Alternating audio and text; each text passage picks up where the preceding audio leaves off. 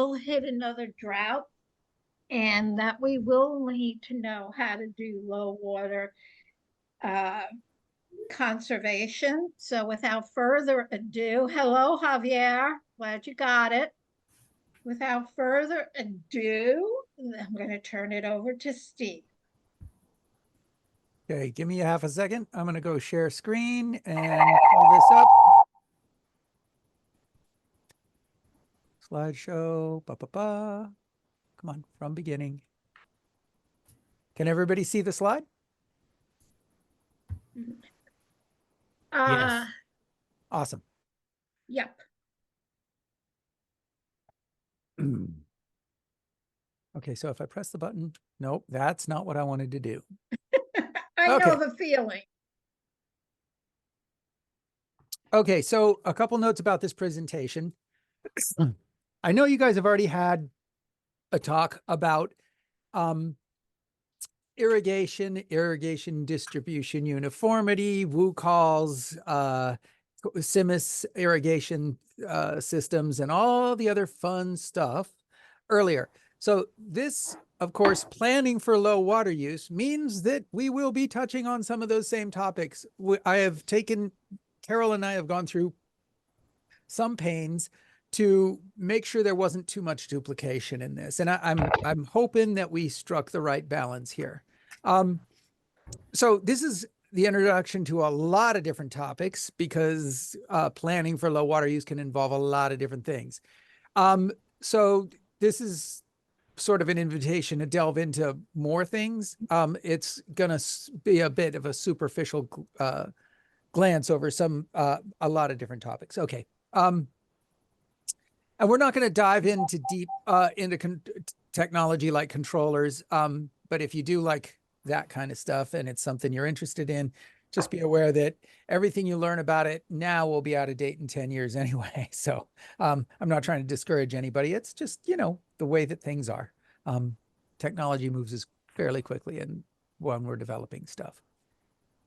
Okay, so speaking of many factors, one of the things that it involves is climate, and that is changing underneath our feet or over our heads, depending upon the way you look at it.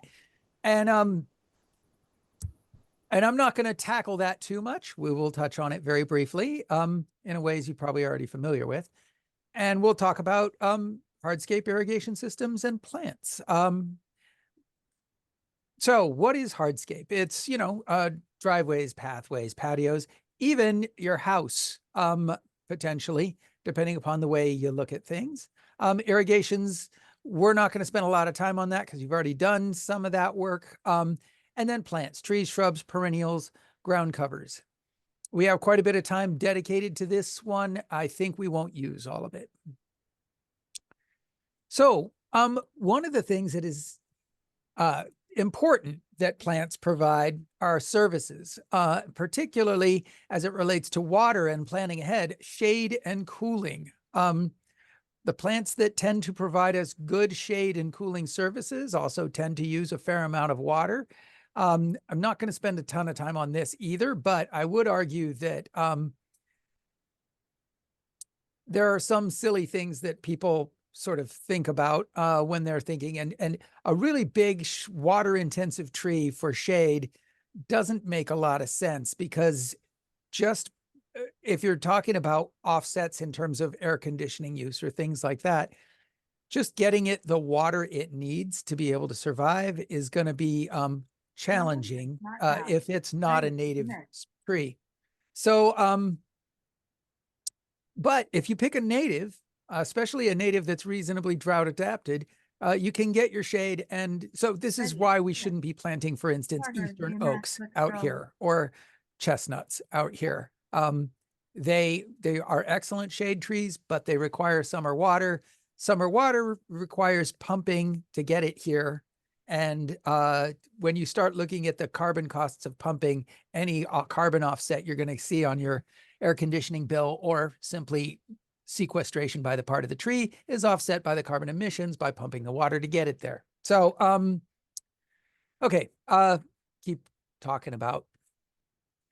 There are a lot of different services that lawns and other things can play to help cool our, so planning for that in low water use there's going to be a bit of a tug of war between some of these factors.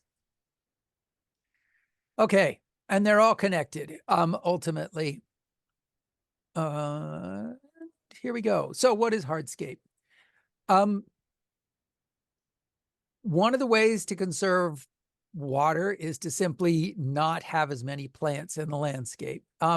There's something to be said for this.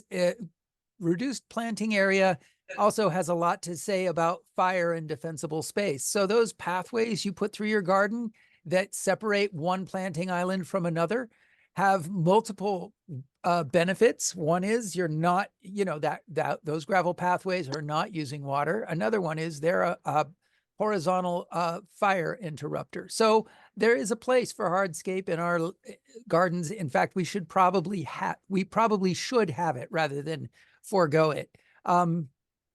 The question is just balancing out how much. Steve, excuse me a second. Are you supposed to be advancing any of the slides, or are we still on your? I am. What I'm seeing is that we have advanced slides. Are you guys seeing? I'm not seeing any advancing the slides, and I just got a message from someone else. Okay, that's pretty entertaining. Let's try reloading this. Okay, so we should be going, planning for what I've exited. We'll go to slideshow from beginning. Okay, this is the title slide. You should be seeing a slide that says a note about this presentation. No. No. Now we're talking about factors. And so something's obviously not working. I don't know. You might be sharing a different screen. So look at the screen you're sharing. Because what we're seeing is the deck and the slides on the left-hand side. We're not seeing your slideshow. So you might, if you have multiple screens, you might want to choose a different screen. I do not have a different screen activated at this point in time. Let me see if I can go to, now are you seeing it advanced? Yes. Yes. Would anybody be too terribly bothered if I just ran it this way? No. No, Okay. not at all, Steve. Okay. So I think I'm just gonna go advance to, what we're gonna miss are the little animations, and that's okay. I don't care about the animations, honestly. So okay. To pick up where we left off. Yeah, good. So we have so we're reducing the planted area. That does reduce water use. And you can even have water intensive features like a fountain in there, and that has wildlife benefits. It has environmental benefits. There's a bunch of different things. So, planning for low water use does not mean you do not get to use any water. What it means is you're being thoughtful about how you're using your water and what the consequences of either using that water are, or in this case, installing hardscape, which in the sun has higher temperatures than pretty much anything planted, but especially high water users like lawn. The problem is if it's impervious, like concrete or asphalt or something like that, it doesn't capture rainfall. And in a low water in a low water environment, that's not a good thing. So we are, I'm going to encourage people to think about if you're going to have hardscape, quote unquote, it should be pervious hardscape. So a permeable material, there is such a thing as permeable concrete or pervious concrete, which you basically can pour water right through. It infiltrates fairly slowly, but it still does infiltrate, and it breathes. So those are some advantages to pervious concrete. Some of the disadvantages are those tiny little pores in the concrete that allow water to infiltrate through do get clogged after a while, and that means that they would have to be somehow cleaned. And you can power wash them or that or whatever, but now you're using water to capture water, and that may not be your cup of tea. You might try for a lower maintenance option. Pavers with sand between them work well. Decomposed granite or gravel work well. Walk-on bark can work well. AstroTurf, question mark. I'm not going to encourage that. There are some proponents for it out there. I'm a big fan of lawn or gravel or other living things. I don't think any of us became master gardeners so we could put our AstroTurf in our backyards. But if you are one of those people and you got, I don't like it. come talk to me. Well, you know, I mean, there is certainly there are places where AstroTurf might be appropriate. So we already discussed very briefly pervious or permeable concrete. This is an example of such thing. It's right next to a gravel pathway. I'm not so sure you're seeing all the benefits to it there. If you've got a gravel pathway, you might just consider just leaving it as gravel pathway. Permeable concrete, where you've got gravel path, it's a lot more expensive. Anyway. If you've got impermeable surfaces like concrete, you could grade to drain them into planted areas, or you can cut slots in them to allow the water to percolate down in them, or when it hits those slots, go sideways if it's got a little bit of a slope, and retain the water on your property in the wet season. It helps the soil retain the water for use later in the season, and it allows for deep percolation to replenish the water table, and it helps your plants. If the water goes deep, then it helps your plants develop a nice deep root system that'll help them be able to stay green longer into the season. So rainwater collection is an option. It's not a total solution in California climates, or rather, we have not planned for it in California. There are places in the Mediterranean basin, notably on some of the islands, Sicily and places like that, where they build their houses on top of house-sized cisterns, and they collect much of the water they need throughout the year simply by letting it flood their basement, if you will. Some of these are really nice. I don't have pictures of them, but you'll see beautiful tile mosaics in these things, and people spend a lot of time and energy on them. California could do a lot better in terms of rainwater collection, and it would probably benefit us ecologically as well as just in terms of having, but there are laws about this kind of thing. And this rainwater collection means in California, it means you've got to have filtration systems and all that kind of fun stuff. Not if you're only using it for outdoor stuff. So if you're just using a rain barrel, you don't have to have all those filtration systems, but you can't use it for potable water or anything like that. Okay, let's see. Okay, so rainwater harvesting, some things about how to think about it. So as you all know, a watershed is basically defined as the mountains and how they drain down to a bay. And that defines what a watershed is. So where you get, I mean, in a perfect world, it'd be sort of like, oh, we got snow here. It stays until the summer. It melts in the summer. It goes down. It trickles into this river, then into this bay, and eventually into the ocean and that kind of thing. And that's a natural watershed. You don't have to have snow as part of it. Here in Marin, we certainly have plenty of watersheds that very rarely, if hardly ever, see snow. But we have urban watersheds as well. And these start with the roof of your house and how water moves across that and into a basin and then into creeks and things like that.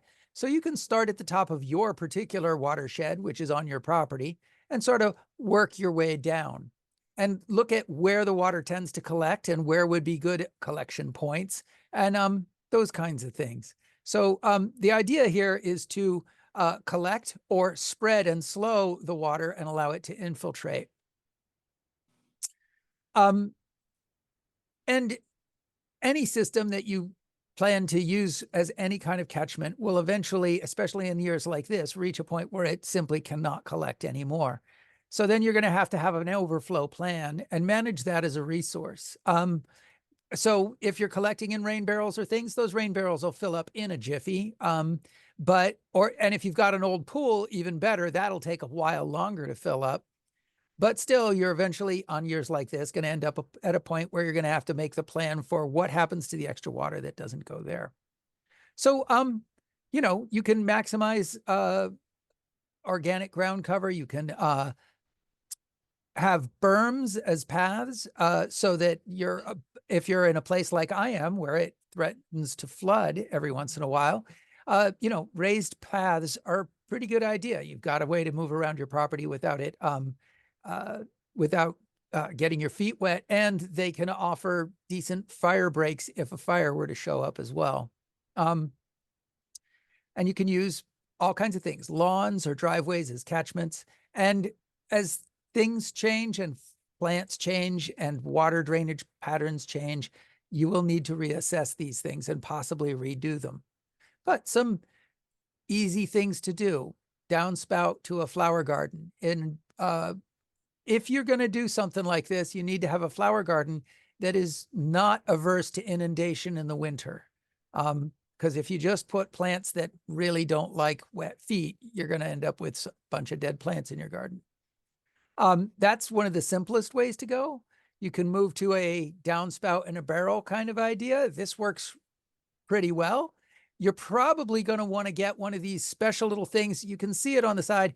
On the right here, you see the green can, and on the way down, it's got this little catchment device that allows the first amount of water to just flow straight through the pipe. And once it flows through a certain amount, then it diverts the cleaner water that follows after all the leaves and junk have been washed out of the system into your rain barrel. So you're not quite collecting so much stuff in the rain barrel, because you know, this will eventually fill up with stuff and you'll have to clean it out of the bottom, and it's a pain.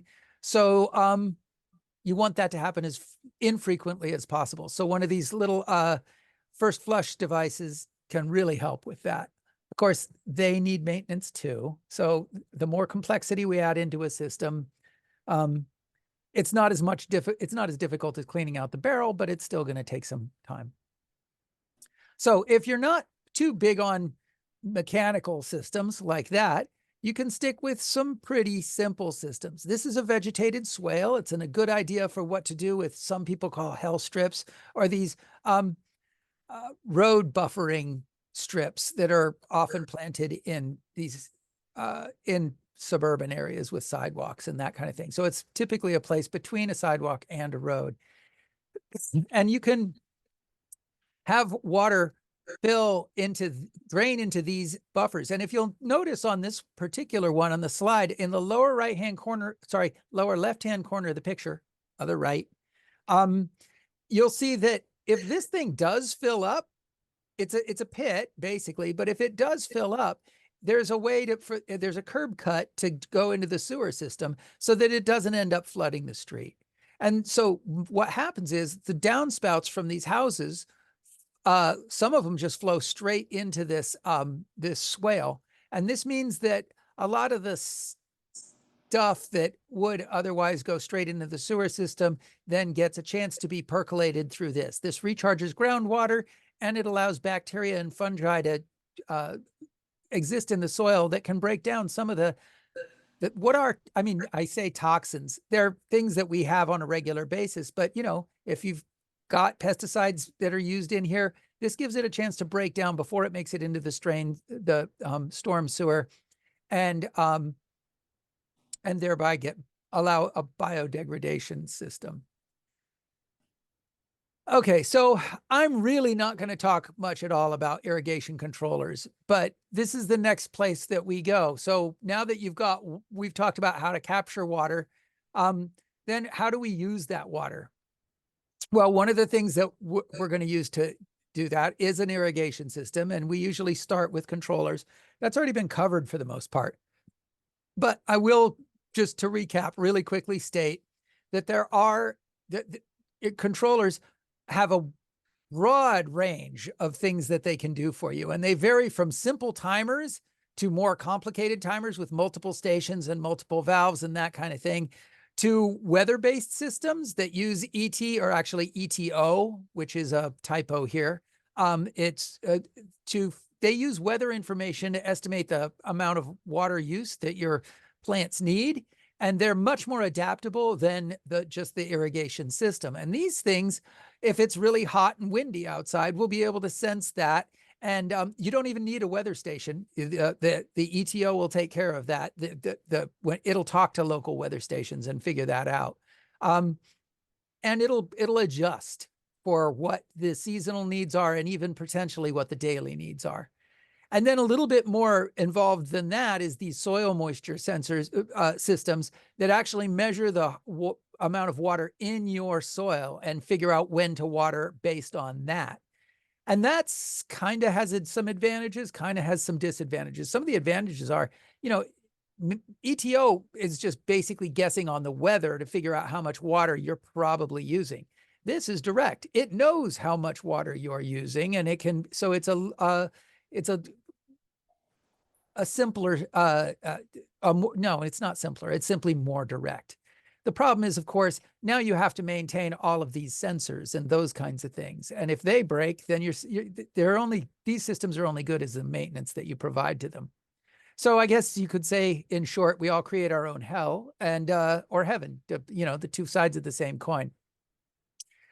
So the one thing I thought was kind of, the reason I brought all this stuff up to discuss is the one thing I thought was kind of potentially missing, forgive me if I missed it in the other presentation you guys have already seen, was the fact that there are irrigation systems designed, or sorry, there are groups, in this case, the SWAT, something about the irrigation technology, or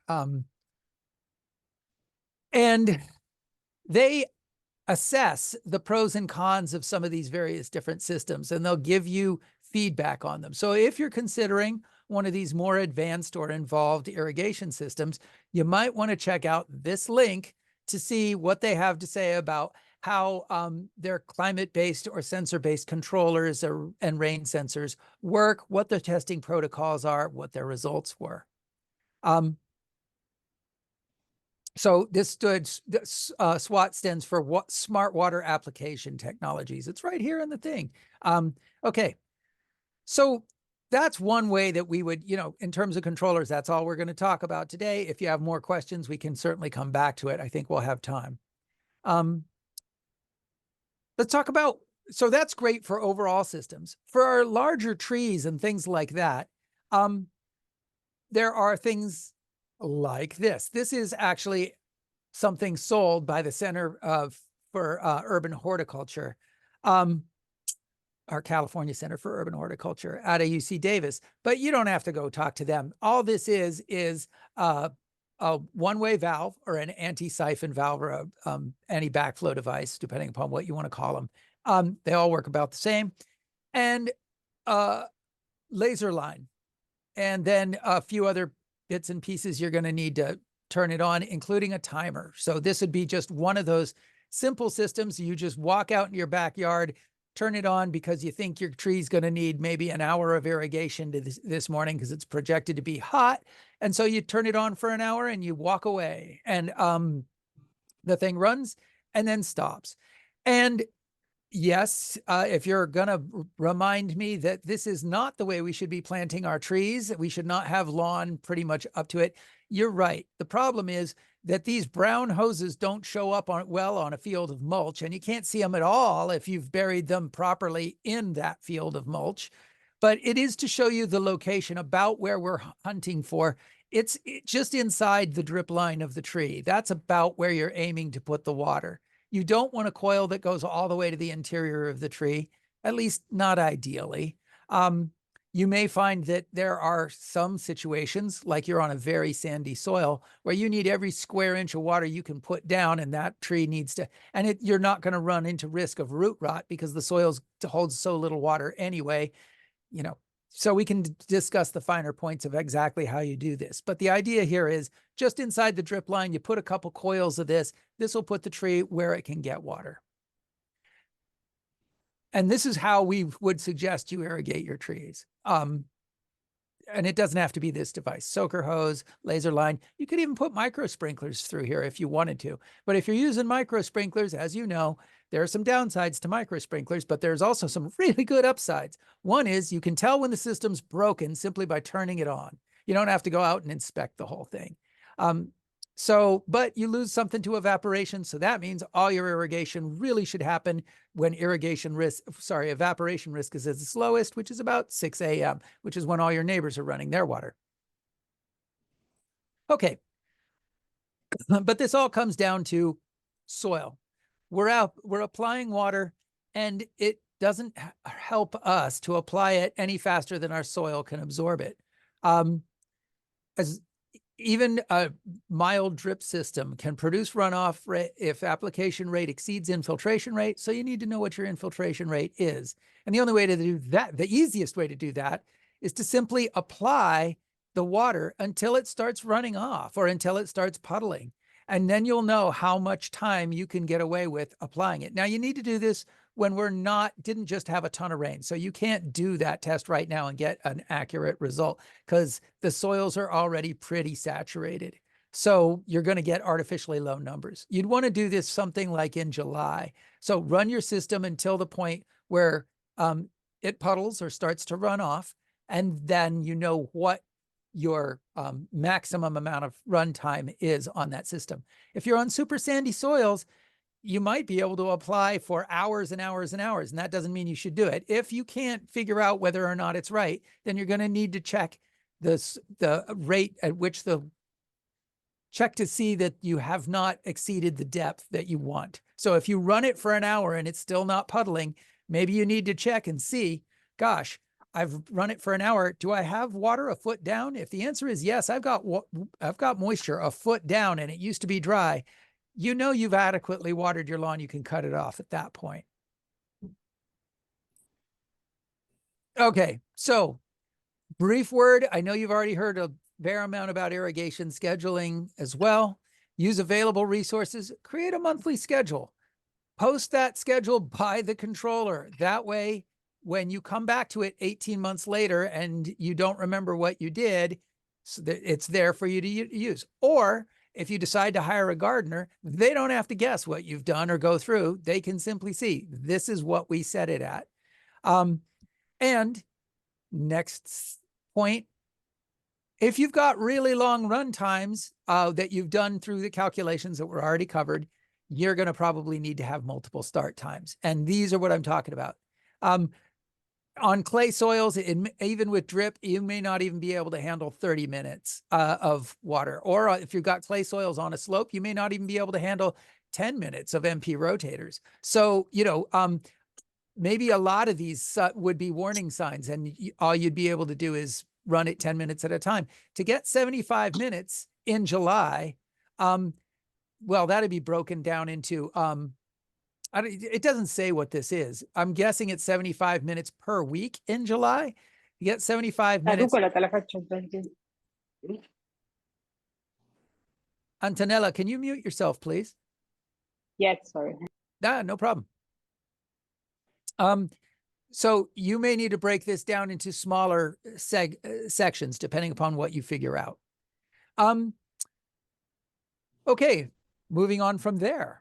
A word about gray water. So there are codes in most municipalities about how to deal with gray water. And let's just start with the definition. So it's untreated wastewater from bathtubs, showers, bathroom wash basins, clothes washing machines, and laundry tubs. It does not include wastewater from kitchen sinks or dishwashers. Those are called black water. And most municipalities have laws and regulations about them. The problem is that they're not necessarily consistent across California. So it's city by city or county by county.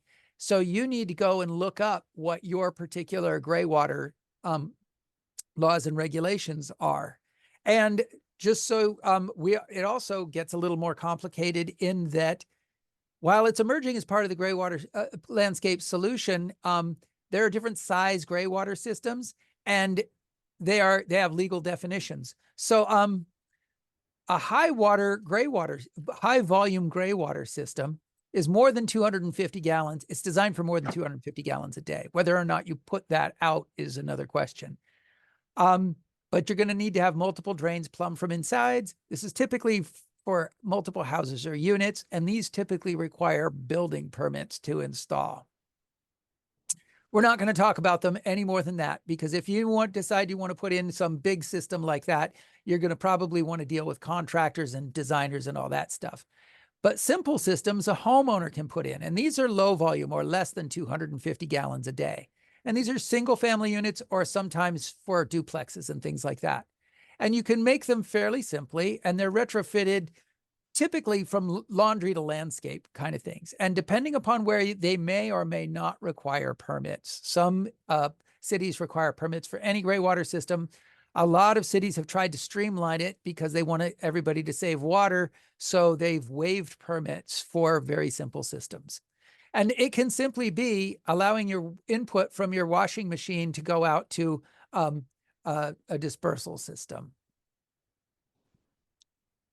So some benefits to gray water. We're not going to go into, this is not a gray water presentation. We're not going to go into all of the details of installing a gray water system. But what can gray, why would you want to do this? Well, it reduces the amount of potable water that you're using to water your landscape. And because of that, it reduces your water bill because you're just recycling water you've already used in a sense.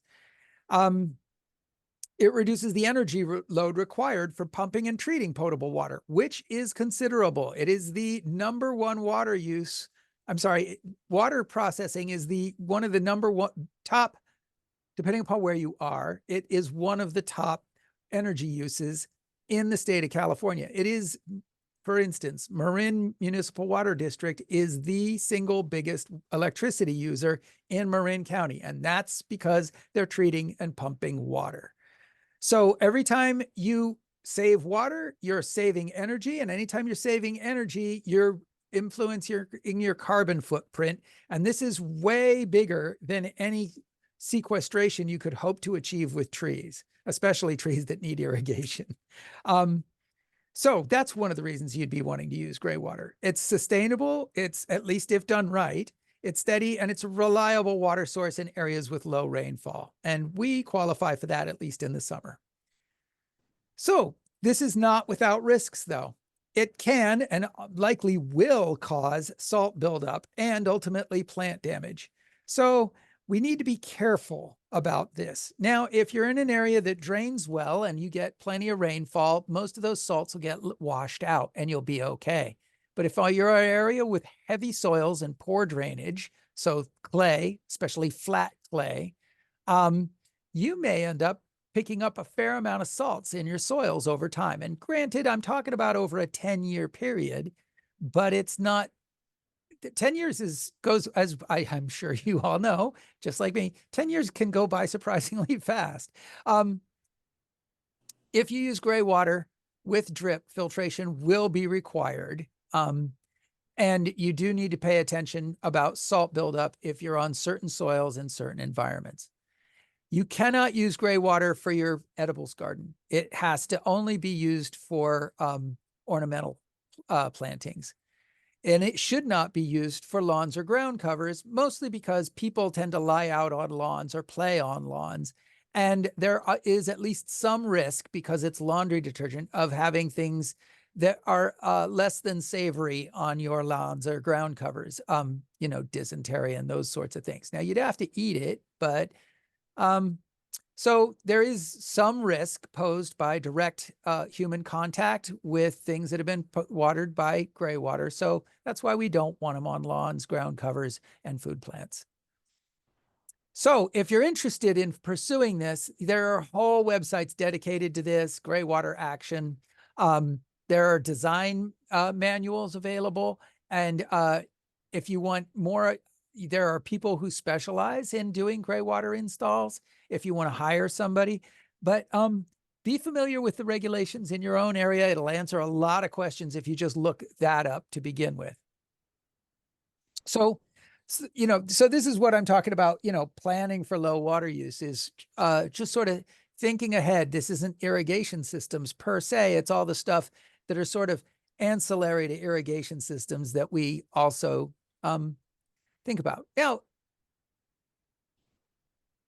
Carrie had, who is one of the people who helped develop this, had a lot to say about water use and particular plants.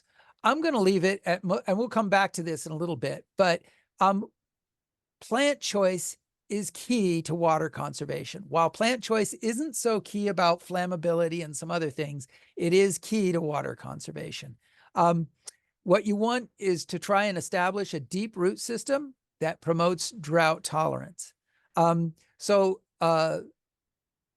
Low amounts of water and slow delivery is typically the best on an occasional basis. Allowing your soil, for most situations, we want the soil to dry a bit between irrigations. And that means at least the first few inches get, like dry, parched dry before we irrigate again. Now, that's only the first few inches. In a perfect world, if we dug down 8 inches to a foot, we'd find the soil still, moist enough to detect it there.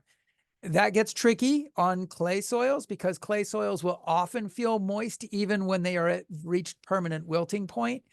And that just has to do with how we perceive how we perceive moisture through our fingertips versus how plants perceive moisture. And actually, plants are probably better at judging these things than we are. But we can talk about that later if you want. But suffice it to say, the other thing that we've learned from irrigation trials on every plant out there, for the most part, is mulch makes a big difference. So I know the fire departments are saying you don't want mulch within 0 to 5 feet, and that's probably true. So maybe we don't want to have a lot of plantings within the first 5 feet next to our house.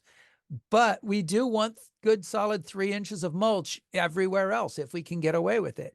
And that's organic mulch, right? Stuff that'll break down, feed the soil. And you might be able to get, if you insist on planting in the 0 to 5 zone, I'm guilty of it, then you can probably get away with installing mulch. But if you do that, you want to do it in the winter when the risk of fire season has ended. Putting in maybe an inch of mulch, maybe 2 inches of mulch, and let that break down over the winter into the spring. By the time May and the fire season rolls around, you'll have half an inch or less of mulch on the ground. And the risk from that is relatively minor. The fire department may still have an issue with it, and you maybe should have an issue with it if you live in a house built in 1910 that has redwood siding that goes down to the soil. That would be a problem. But if you've got a more modern place that's got 6 inches of concrete between the soil line and the start of any kind of siding, then you should be in good shape with a half an inch or less of mulch left on the soil. Okay, hydrozoning. I'm pretty sure you guys know what this is, but just for the sake of discussing this, it is putting plants with similar water needs and sun exposure together on the same irrigation valve. So if we're looking at this and we're just looking at the very right-hand side of the screen, I didn't want to clutter this thing up with a million different arrows with different things. We have this zone H. Zone H is fairly high water use. These are moderate. This is 50% of ETO. And so they are using reasonable amounts of water, but they're bordered by another region, J, which is 20% water use, right? So these would be shrubs and things that are, these are low water use plants, and they are, they could also be aloes or other very low water use planting areas. Now G is lawn. And yeah, before you remind me, yeah, this is not planted to fire safe anything. You can see that zone F at the very bottom, right next to the driveway, has planting right up to the base of the house. And we're not doing that anymore. G also should have a 5-foot buffer. It's also our biggest water use. And we know that this is a warm season grass because it's 60% of ETO, and most cool season grasses won't get by on that 60%. Now, maybe if it's shaded, that you could get away with that. But I'm going to guess this, since there's not a lot of trees here, although the tree is on the south side, so maybe sort of the southeast side, it's probably warm season grass. If we even took out that 5 feet, we would lose quite a bit of our biggest water use. But we'll get back to this question in just a moment.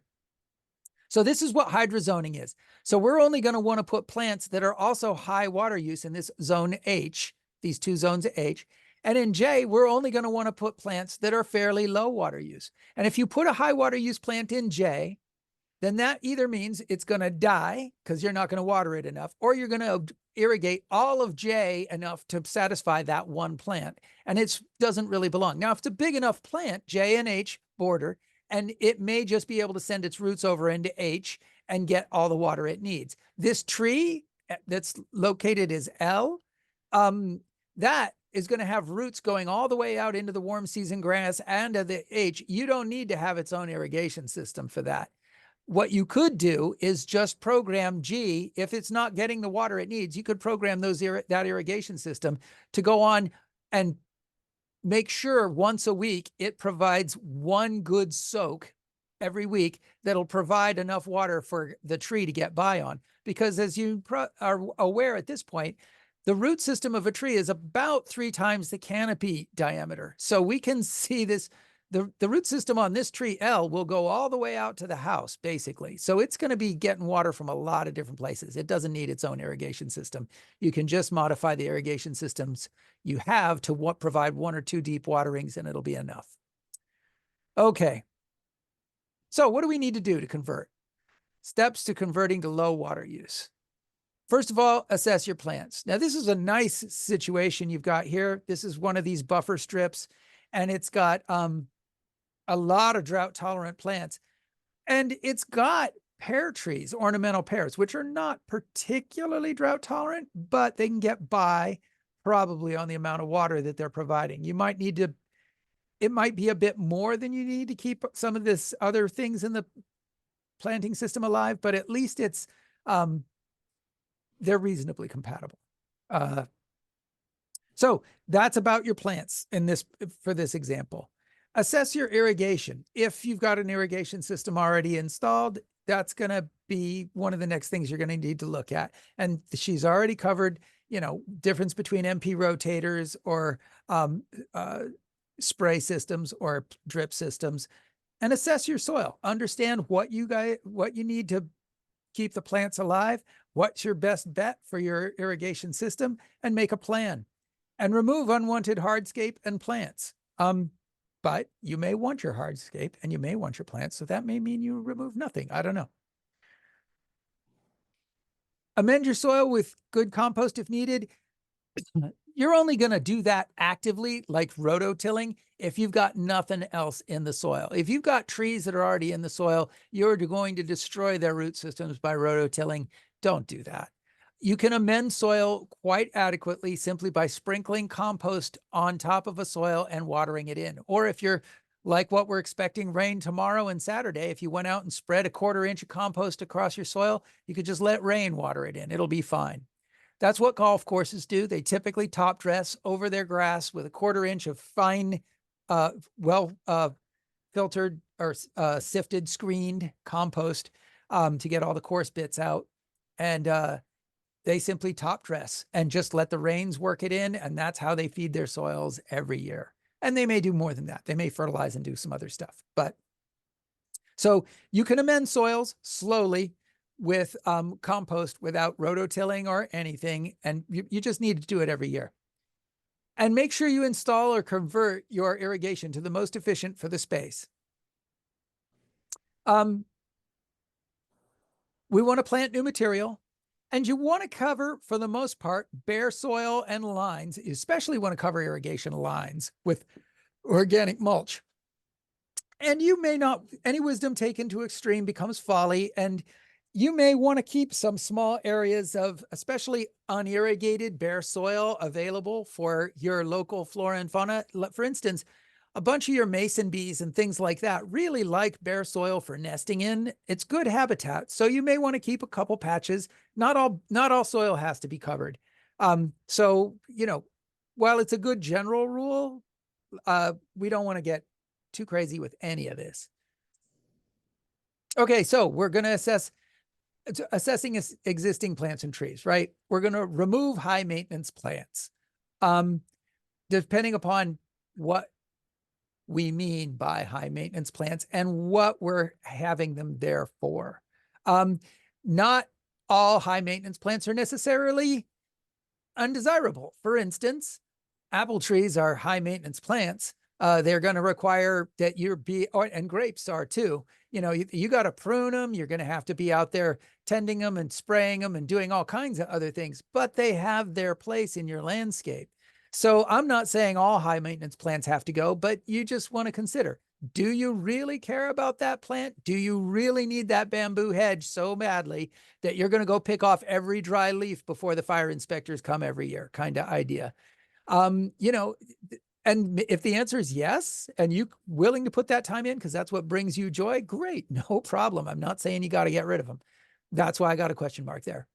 You probably, if we're designing for drought, you probably want to get rid of many of your high water users. You can still have a few if you hydrozone them with other high water users and you keep the amount of space small. And this is really important. I mean, what are high water users? Well, all your vegetables and all your fruits are pretty much high water users. That's how you make succulent fruits, right? Fruits are all sugar, and everything, all the sugars made in a plant are made from water and CO2. So, so they're high water users, but they're providing you with the best possible organic produce you can imagine. So, you know, again, question mark on whether you remove those or not, and anything else you don't like, because plants aren't children and it is okay to get rid of them if they do not perform. Okay, so build your garden around what you like, what you want, what looks good. Move plants together with similar water needs and cultural needs. And if you don't know, then make a list of plants that you think you'd like and what you might be able to put into your empty spaces. Okay, assessing irrigation. Find the valves that you have. Turn each valve on independently. Figure out what do they water and what stations on your controller are assigned to each valve. Hopefully, for simplicity's sake, it's generally one station per valve, but not always. Sometimes you have two separate areas of lawn that have similar needs, and you can put both of those valves on one station, for instance. Find all the sprinkler heads, find all the drip heads, make sure they're working, and find all the distributor points, make sure they have not been chewed through. And that's one of the things I do like about sprinklers better than drip. All you really have to do for sprinklers is turn the system on and you will have a fountain wherever things are not working. And that's much easier to find than on drip systems. Not that I have anything particular against drip systems. They just take a little more time. They're much more efficient in the right places. Okay, so inline drips. Inline drip are commonly called laser line and things like that. That's what we were looking at in the trick system, which was way up here. Inline drip looks like this. That's inline drip. So every 6 to 12 inches, they have a series of emitters. Those emitters emit it a half a gallon or an hour or something like that. And so over a span of this, you can figure out how many gallons of water you're putting down every hour. And that actually can add up really quickly. So you need to make sure that you don't have too much hose or laser line on a system for what your system can supply.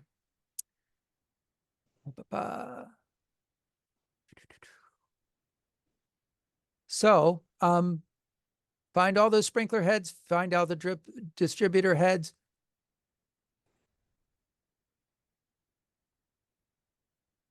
Okay, so where are we putting these? Shrubs, beds, ground covers. Why do we have to assess it? Well, not just why we have to assess it. Why would we put in drip in these areas? Well, one of the nice things about drips is that when plants grow, they don't tend to block these things off. And they are the most efficient if installed properly. You have the fewest problems with evaporation and when you're irrigating. But, you know, we typically want to have them covered by mulch to be really, really efficient. And then they get difficult to find and inspect. So there are some trade-offs, and you're putting a lot of plastic in the environment, which is something else that some people want to stay away from. So how do you balance that? And that's a good question. You may hear about inline drip, and that's the laser line, and that's the stuff that we're just talking about. Total allowable length is based on your water pressure. So you need to check it because a system like this that does this grid pattern and a thing, that may be all you can run on your, if you're on a well, for instance, that doesn't have really high output. So you'll need to run this when nothing else is going. So that means like you've got 3 a.m. watering times, hopefully. Now, inline drip can be laid in a grid pattern like this. It doesn't have to be. And there are a number of different emitter rates that you can buy and emitter spacing that you can buy. And then you'll hear about people putting in subsurface drip. This is basically this system that you're looking at, except it's buried under a lawn or something like that, down 6 inches typically. And if that's the case, if you thought it was difficult time inspecting them and finding the hole that the gopher chewed in it before, it is subsurface can be amazingly efficient. Virtually no losses to evaporation, all kinds of great things, but it can be a pain in the butt to maintain. So think about that. You know, subsurface drip sounds great. Are you willing to put in the time and do the work for maintaining it? Okay, so plants in the California landscape. So what do we want to do with these plants? Well, if you know what you want, plan A, you know, what kind of thing you're interested in, because plants are what drive you. Make your list, look up the water need on WUCALS, water use classification of landscape species. I know you guys have been introduced to that already. Group the plants by their water needs and go out and shop and plant. You're in good shape. If you've got a landscape plan, if you will, but you don't really know what plants you want in that landscape, at least not the specific plants, go to a nursery or go out and look and find the kind of plants that you think you'd be interested. Go bring a printout of WUCALS or similar to generate the list by type and their own water need, narrow that list down, and then shop and plant. So try and figure it out at the nurseries and have them help you if you can, is the short version. Okay, so this is the water site. Do note that WUCALS is updated and not all updates are the same. There are still versions of WUCALS 3 out there on the internet. It just received its last update in January, so 2 months ago. This leads to that January updated site. So that's the one you probably want to use. And I think it's at the end of this presentation as well. So if you miss it here, don't worry, it's at the end too. Okay, so I know you've been talked about with ETO, and I just want to bring up, you know, what it is again and why it matters and how we're gonna think ahead with this. So just like everything, this is a ETO zone map for California. It's part of the California Irrigation Management Information System, and CIMIS for short. And it has this graph here that goes with these tables. So that graph you see, I know it's too small, you can't read it, but hopefully you can see these zones along the coast, and you can see where Marin and Sonoma are, and you'll note that Zone 1 is right along the coast, and Zone 4 and 5 take up almost all the rest of Marin and Sonoma County. And that pretty much covers it for the North Bay. There is a tiny bit of Zone 8 also in Sonoma County up in the mountains, but I'm guessing none of us live there. And then if you go over to Vallejo, it's Zone 2. But again, you can find these things right in our area. So let's take a look at that map that shows us Zone 1, Zone 8, Zone 4, and Zone 5. Here it is. So this gives us the number of inches of water that plants transpire or evaporate from the surface of the soil in these months, right? So you can see there are differences between zone 4 and zone 5, but a lot of the time they're pretty close. So 4.2, 4.5, 5.2, 5.5, those kinds of ideas.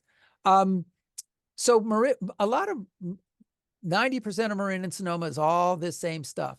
And then even zone 1 isn't that far off from zone 5, for instance. So, so we're pretty similar across all here, but we don't even care about most of these, half of these numbers we don't even care about. All we really care about are these numbers right here: April, May, June, July, August, September, October, because those are the only months that you typically have to irrigate in a year. So these are the numbers that we're talking about. So you can, and this is per month. So if you divide these numbers by 4, you get what you would typically irrigate for on a weekly basis. Okay. So why do we care about all this? Well, one reason you've already gone all over a lot of this ETO stuff. One of the reasons I'm bringing this up is if we look to the south of us, so just, it might be a bit small, but this is Monterey Bay up here. These are the Channel Islands down here. At the bottom of the screen is Santa Barbara, Ventura, and Oxnard. At the top of the screen is San Francisco. And so we're just off the screen up here, but everybody's anticipating that a lot of people who study climate change are anticipating that Marin is going to be a lot like Santa Maria or Santa Barbara in about 50 years from now. So if you're planning to ahead and thinking about climate change, then look at these zones that we have. They're the same zones we already have in Marin. So we're not going to get a lot of different things. The only difference is when you look at the zones that are here versus the zones we see up in Marin, we notice that zone 7 is a lot closer to the coast. So some of the inland areas may go from zones 14 and 15 into zone 7, something like that. But for those of you right along the coast, your zone, okay, so this is a different zone than California Irrigation Management Information Systems, the different numbers. So forget about those last numbers we were just talking about a minute ago. Zone 17 is right on the coast here. So it's what the other one called zone 1. And zone 17 shrinks a little bit, and that's the only difference, and it goes into zone 16 and 15. So basically, if we're looking for plants that we might want to plant into the future, there are a lot of the same plants we already have. It's just going to get a little bit drier. We're not going to see massive shifts like they might in the Central Valley or up in the mountains and things like that.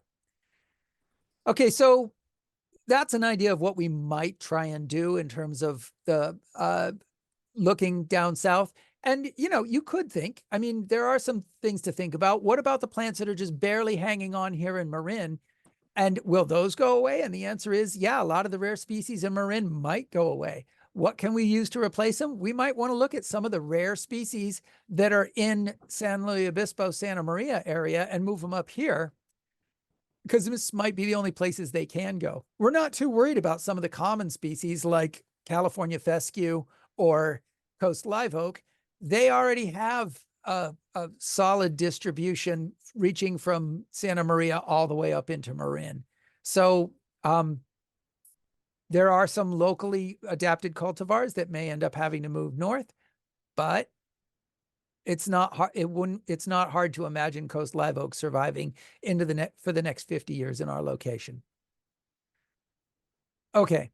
So what else, where can we go to get ideas? Well, the UC Arboretum All-Stars is where we started the Master Gardeners. The Master Gardeners have a great list on our website of a lot of the plants that will be useful in Marin County. So, and this was adapted from the UC Davis Arboretum All-Stars. We simply took a subset of their All-Stars and used that as the basis for what of the ones that have survived well in Marin. Somebody already went through and culled through all these Arboretum All-Stars and made a list of all the ones that survive well and grow naturally in Marin, or will at least naturalize. And then we added a few things to it that we thought would do well that that weren't as part of the Arboretum All-Stars necessarily, partly because they don't grow very well in the Central Valley. So for low and moderate water use plants, most of these are going to be California natives.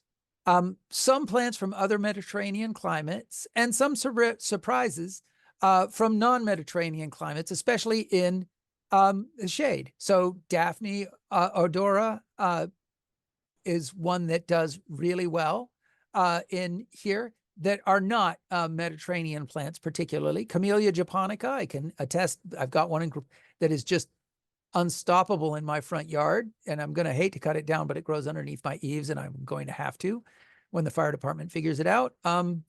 So there's some really nice plants. And then, there's, regardless of what you think of Pittosporum, some people don't like it.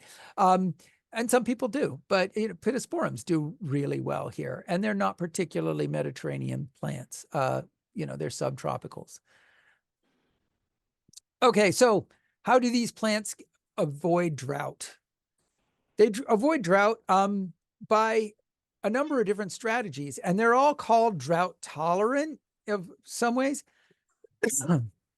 Some plants grow in really wet areas and sort of stock up on water when they can and develop deep root systems, right? So these are flood tolerant plants. So they pretty much avoid drought by growing in places that have abundant water.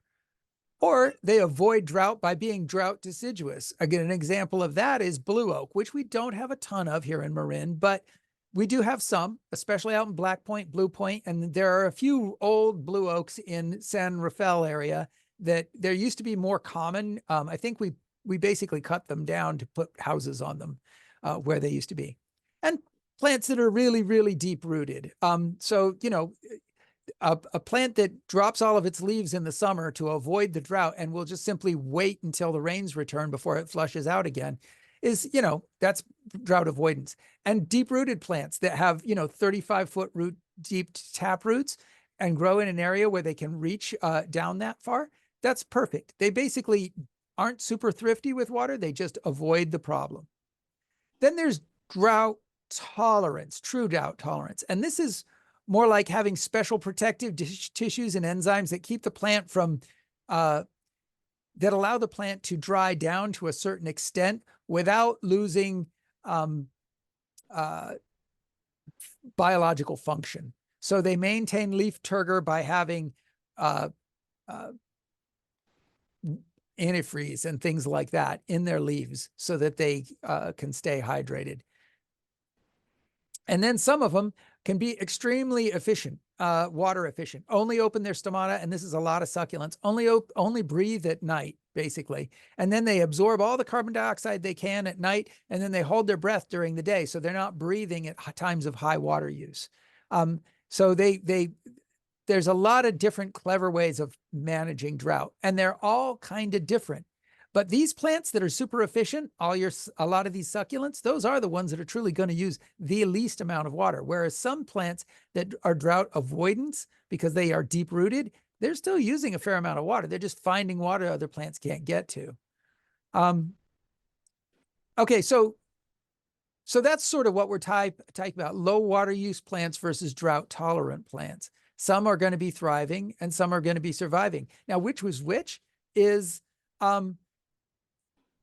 kind of a interesting question. It depends on what species they are and where they're planted and all those other things.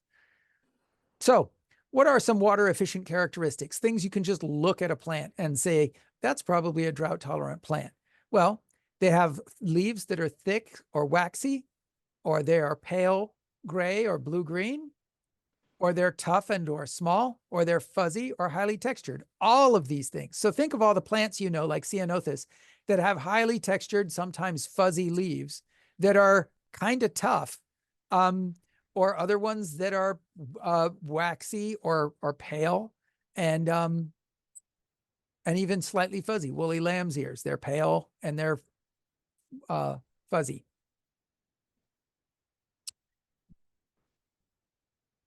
And then there are a lot of things that are sort of avoid things. A lot of bulbs simply go summer dormant. They'll show up in the winter and they'll look great all spring long, do their thing, and then pretty much disappear all summer long and then come back in the fall. so those are just drought avoiders. So here's a sample plant water use from the from WUCalls, and we're either coastal or inland, depending upon exactly where you are. I would consider us mostly coastal, so we could move this slide over one if you wanted to. But the whole point here is that most of these things are the same. You'll see on the coast, azalea is a medium water use, and on inland areas, it's a high water use. But a lot of the plants are tend to be fairly similar in their water use between these two. Okay, so back to landscaping. I want to talk very briefly about what's called MWELO. This stands for Model Water Efficient Landscape Ordinance, and this is required for larger remodeling projects. This is something I normally talk to my landscapers and professionals about, but I think it's important to master gardeners at least be familiar what this is. So the idea here is that MWELO requires that for any new construction and for larger remodeling projects that get permits, your property has to meet a 50% ETO water budget cap for your entire property. So I'm not going to look at the entire property for this example. I'm just going to go back to this one section here and say, we have various different rings. We've already gone over this that use different amounts of water. So we're going to do some calculations on this about how to balance your beds for this. So, you know, I know everybody loves math. That's why you guys join Master Gardeners, because all Master Gardeners love math. So how do we figure out what our total landscape goal of 50, whether we meet the landscape goal of 50% ETO? Be aware the house is not considered landscape. Neither is the driveway in this picture, right? But the parking area is, because it's gravel or stuff. The sidewalk isn't. But all the rest of the area, besides the house, the driveway, and the sidewalk, is considered landscaped area. If you've got plants in it, it's landscaped area. So I'm probably wrong about the parkway. I apologize. We know that our landscape goal of 50% ETO, so you're just going to measure the square footage of all the beds on your property, right? And then you're going to divide the square footage to each bed by the total, and that gives you the area percentage. Multiply each area percentage by its ETO, and that's your use percentage. Add up all of these, and they have to equal 50% or less of ETO, right? Okay, so how would we do this? So we have bed A, bed B, the lawn and some vegetables, and then bed C. And when we add it all up, it equals 1,000 square feet, right? So now we have to say bed A, if it equals 137 square feet out of 1,000, it's 0.137, 0.053, 0.4, 0.16, 0.250. Pretty straightforward, right? So our vegetables take up only 16% of our, yeah. So these should, I know it says percentage, but what we're talking about is they're not really percentages. They're presented here as decimal points. Okay, so you balance your beds, right? So area A has 0.137 times 0.1. Where did this area come from? It's your ETO.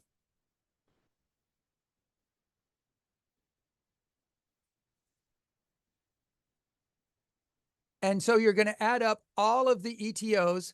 So,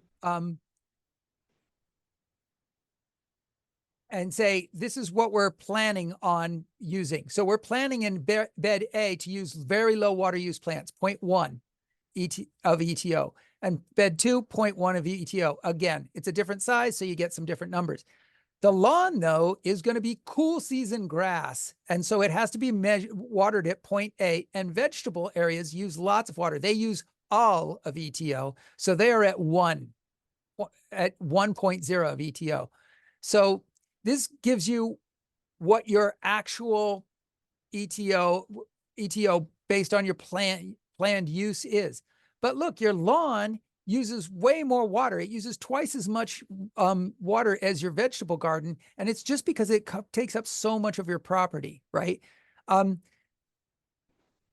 So how are we going to figure this out?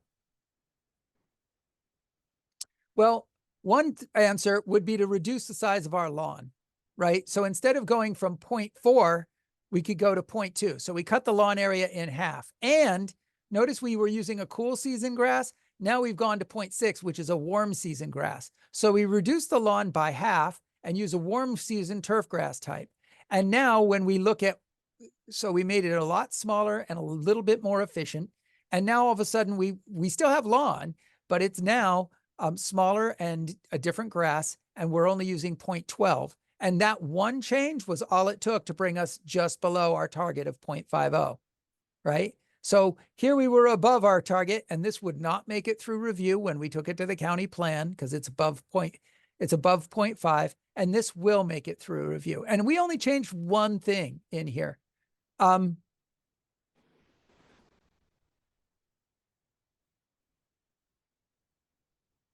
And that also gave us the ability to put in, just by changing that, notice we also changed our, from the bed A 137 and bed B, we moved these to higher water use areas. So we could put in, by losing that much lawn, we were able to add a whole bunch of much higher water use plants into zone A and zone B. We basically doubled the water use out of there. So anyway, and zone C. Okay, enough said. So the new California landscape, right? Beyond xeriscaping. So one way to reduce the water use is by reducing the amount of turf that we use. And remember, turf has purpose and it belongs in our landscape. So I'm not arguing that everybody needs to rip out all their lawn. If you have a place where you hang laundry, you do not want to have a dirt patch underneath your laundry lines, because every time something blows off, it's going to land in there and you're just going to be wasting water rewashing the clothes. So turf is great there, but you don't need a lot of it for that. And right around your house in that zone 0, you're allowed to have well-watered turf in that first 5 feet, or at least, or just outside of it, depending upon your part, the local rules for your fire department. But you could have turf there too. So turf has a place, but it's just not a lot. Reduce the amount of turf, reduce all non-amenity turf, in other words, something that doesn't serve a function, and use low water ground covers and green spots. The other thing turf can do, or green space can do, is especially if it's right next to your house, can have a huge impact on whether or not on the temperature inside the house. Just having something cool outside your windows reduces the temperature inside your house substantially, especially compared to something like AstroTurf. AstroTurf can hit like 140 degrees, and that will heat up your house if it's right outside. There are turf alternatives. This is Carapia. This is what other evergreen ground covers that you can plant in. So here it is. Here's Carapia again. It blooms. It's tough. It will take some limited amount of traffic. Some people don't like it, consider it a weed. Other people are planting it on purpose. So, you know, hopefully if you hate it, your neighbors don't plant it. Another way to go is just buying some low growing grasses that really you don't have to mow. So grasses that grow to 4 or 5 inches in length may not be your most favorite thing for your fire department, but they, if they stay green, they're really still not very flammable. So they can be very low water use, and they trap a lot of humidity in those long grass blades and can look really good. So this is a plot that Carrie did at UC Davis, and they look pretty good for, you know, and this is the same stuff. They just mowed it or didn't mow it to show you what the difference looks like. So it's sort of that meadow look, if you will. And there are a lot of ways to landscape for low water use. So this is low water use. This is low water use. And this is still fairly moderate water use. You know, you got your plums and various different other things. And lavender, this is low water use. Olives and lavender, very Italian. More lavender plus a bunch of other stuff. Woolly lamb's ear. So you don't have to settle for rocks and cactus. We've got, although this is rock rose and salvia and Dusty Miller and some other things. So there we are. I think we are well within our time limit. That is all I have for presentation. So let's start a conversation and see if we can come up with something fun, because you guys this will be the best part of the program. I'm stopping sharing unless. I don't see any questions in chat. Okay.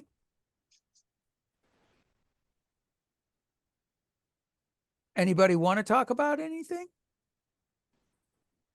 I have a pet peeve. It's Javier. Oh, lovely. You always have have a pet peeve. Good. Share away. When I walk into a customer's garden and I ask them about their sprinkler system, I ask, how much water do you use? And they tell me, oh, 3 times a week for 20 minutes. Uh-huh. They have no idea how much water they use. Right. They have absolutely no idea. All they know is that their bill is $500. Right. And what I think needs to be understood is how many emitters are in a zone. No one has a sense of how many emitters. So no one has an idea of how much water a particular plant is receiving in the course of 1 week of irrigation. And they should. So yeah. Javier, why don't you tell us, what are some ways that homeowners can figure out how much water they're using? Well, I think it should be mandatory that anyone who installs an irrigation system leaves a map with how many emitters are in zone 1, how many emitters and of what kind are in zone 2 by zones, so that you know you have half-gallon emitters here, gallon emitters here, 2-gallon emitters here. So then you can have a sense of how much water you're using in those 20 minutes that you do 3 times a week. But people have no idea. The second problem is the irrigation system gets put in when there's new plantings. So everything ends up being at the base of what was originally a young, small plant. Right. So there is no concept of drip line, because in 1 or 2 years, that emitter is still at the base of soaking the trunk. Right. And I have pictures of emitters at the base of oak trees that are clearly 30 or 40 years old. And there's the emitter right at the base of the oak tree that was still there from 1980, whenever they planted it. Yeah. So people really need to once the irrigation is in, it's not over. Right. Your response, you can't just walk away and let the timer take care of everything. You really have to improve it as time goes on. So what do you suggest that we tell the people when we walk out to these places and they say, I have my sprinklers on, they're not emitters, they have no clue. And in fact, they've lost the original documentation that went with their Rainbird system. So exactly. Right. Exactly. So what are we going to tell them to do? Well, what I do is I hand water. It's my Zen. It's my meditation. How do you figure out how much water you're putting down there? If somebody asked you, how much water are you putting down? What would you tell me? Well, I could tell you that for my potted roses, I give them in July, I give them 2 gallons each twice a week. Okay, good. But how are you determining that? How are you determining? I determine by the conditions that they're in. But I try and tell them, this is what you're getting. You got to survive on this. Okay. If they had a sprinkler system, you can go out and put out like tuna cans, empty tuna cans, Right. and run it for 15 minutes just to see how much water are you catching in 15 minutes. And you're going to have to do that like 10 or 12 different locations and then average it out and then multiply it by the area that the sprinklers cover. So it all is math, but it's not hard math. And you can get a pretty good idea of how much water you're actually putting on the ground. Now, how much water is flowing through your system. In a perfect world, I think every landscape system should have a water meter, a sub-meter dedicated to the landscape system, so you can go out and read and know how much you're putting on your, if you've got especially if you've got an automatic system, because if you're hand watering, you get a sense of how much water you're doing. And that's what I was trying to get to with, how do you know, Yeah. But it would no, be nice for them would to know. that would be a flow meter for each zone. Yeah, they're not that hard to put in, too. Exactly. That's what would make sense. So then you could actually know that this zone in this week used 100 gallons of water or whatever. You could, or at least one for your overall irrigation. Say, well, I'm using this many thousands of gallons every month, and because I can go to my meter and check it, my sub meter, and say, that's what I'm using for irrigation.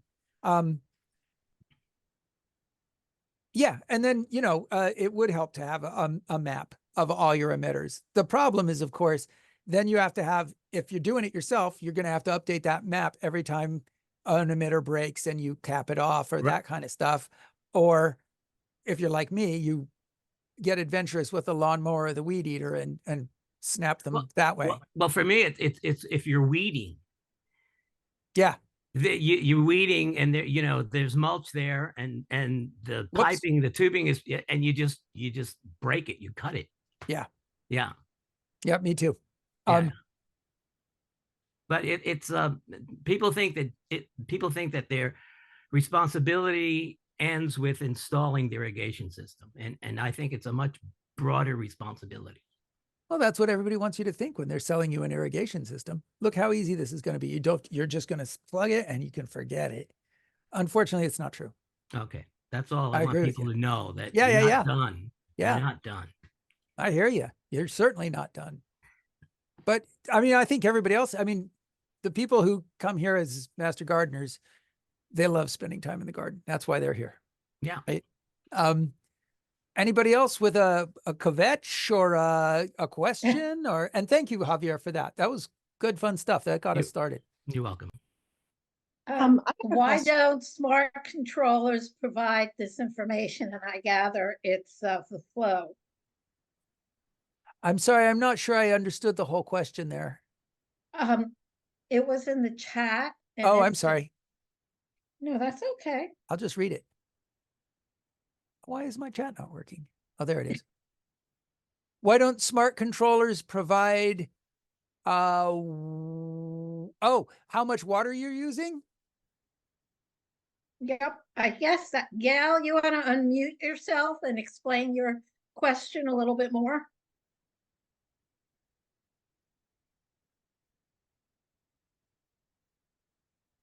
Okay. I think what Gail's asking is why don't the smart controllers provide information on how much water how much water you're using? And I think the answer is they don't get enough information. They don't know what water pressure you're working at. They don't know how many emitters are on a station. They can be smart because they can adapt the amount of water that they're using. You still have to set these systems up and set sort of a baseline of max water use, and they ramp back from there. But there's a lot, they're not as smart as they'd like you to think they are. So they don't have flow meters, for instance, on them that tell them how much water is flowing through the system. Some of the modern ones do. Some of the modern ones have flow meters on, and they are saving people water, not necessarily by doing what we're talking about, but they're detecting leaks with it. They're detecting when water's flowing more than it should have been or historically did. So they don't necessarily know how many emitters you have on it, but at least they are able to tell how much water is flowing through the system. So, so some systems have this ability now, but they just started coming out with this. I have a question. Well, I don't know.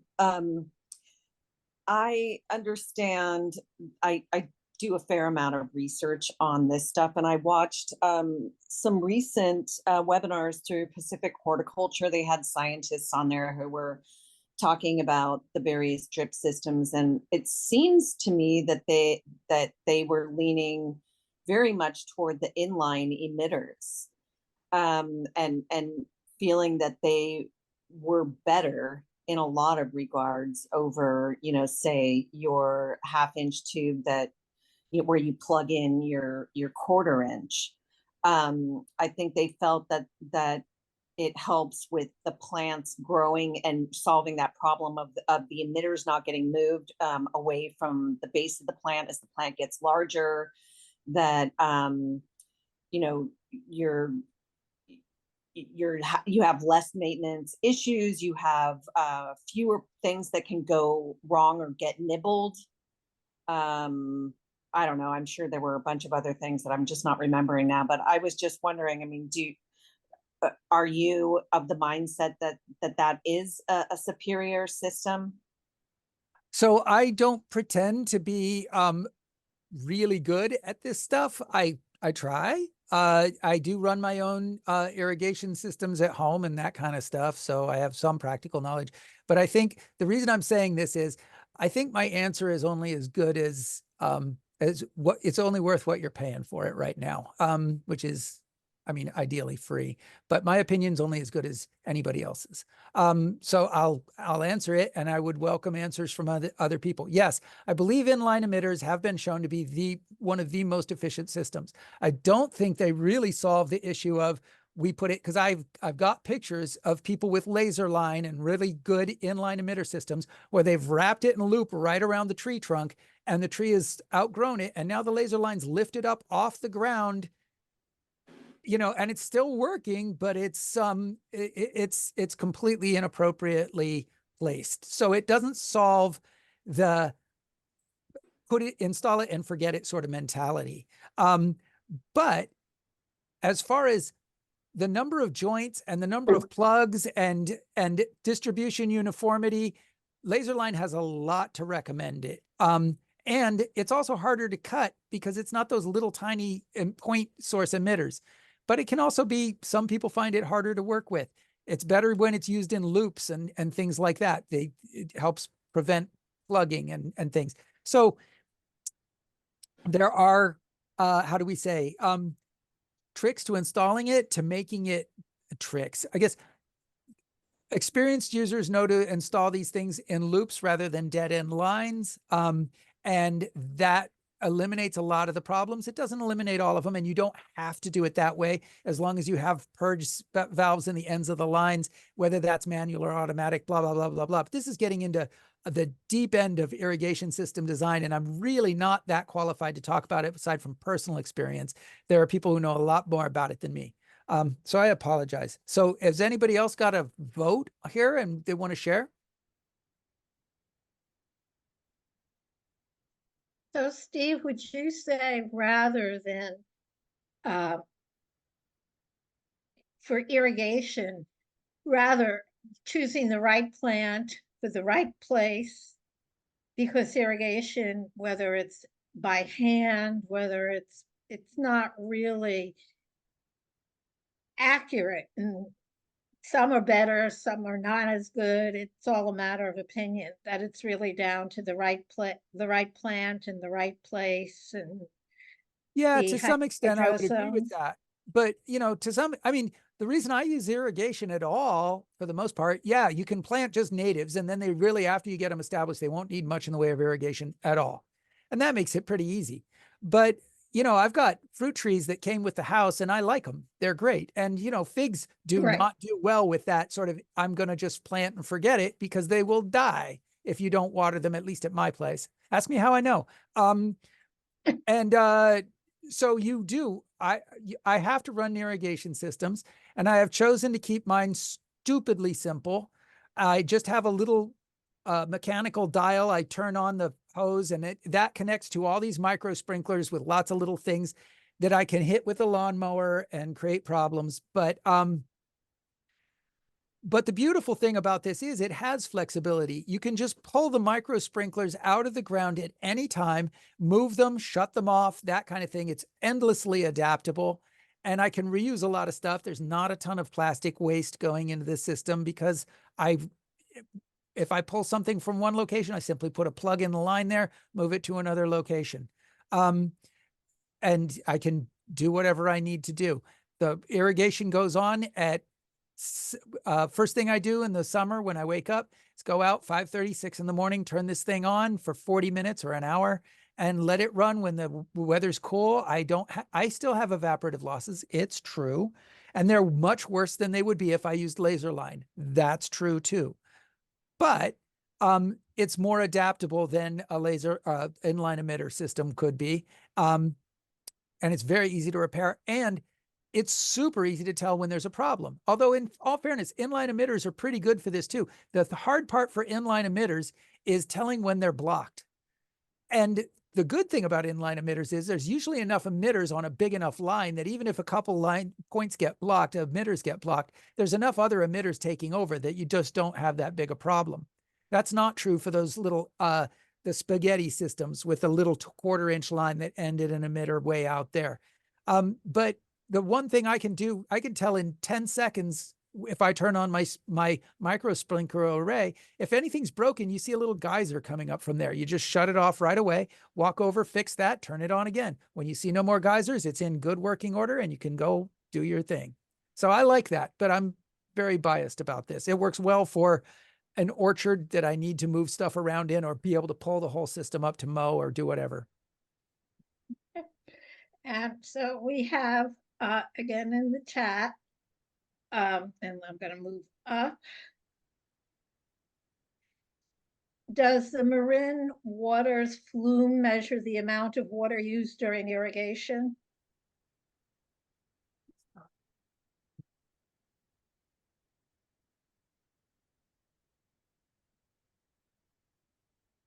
I'm not sure I understood that. So I think Steve Fisher is correcting me, but I'm not sure what he's correcting. And it is not Marin Water Device. What?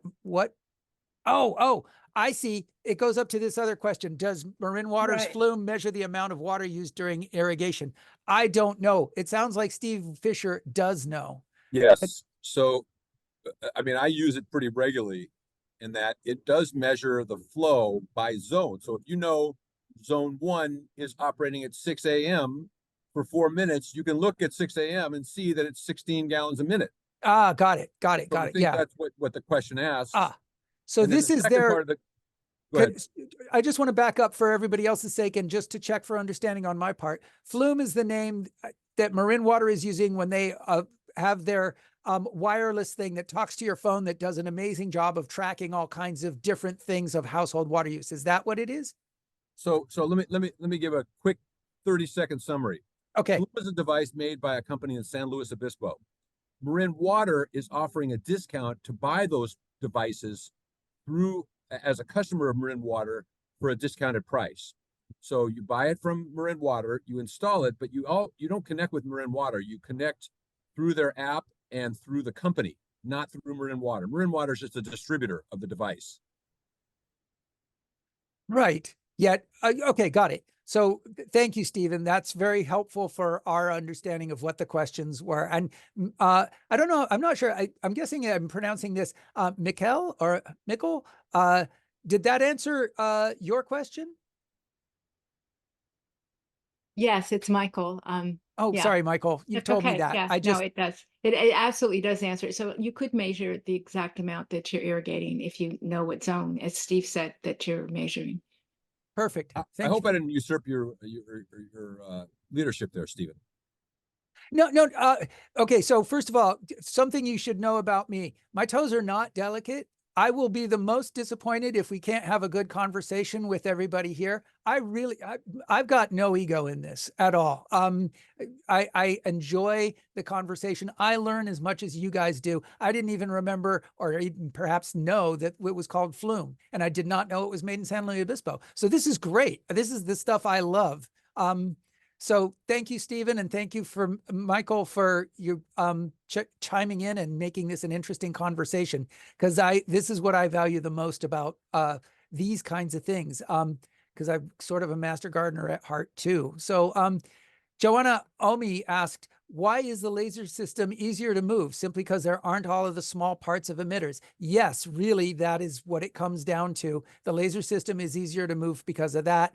My micro sprinkler system is not that easy to move as a system overall. It's harder than laser emitters, but it's easier to move little parts of it because I can find the emitter because it's a sprinkler and it's sticking up above ground, and I can just pick it up and move it over to another location very quickly and easily. So, so that's what, so yes, the laser system is easier to move as long as it's not overgrown by grass and stuff like that. Then it can get relatively difficult. But at least you don't have all the little spaghetti lines to deal with. And the micro sprinkler array is a different thing. And then there's another question. Steve? Yeah, go ahead. Yeah, there is. In 3 minutes, Chuck would like to know where do I determine how many times per week to irrigate rows and vegetable gardens?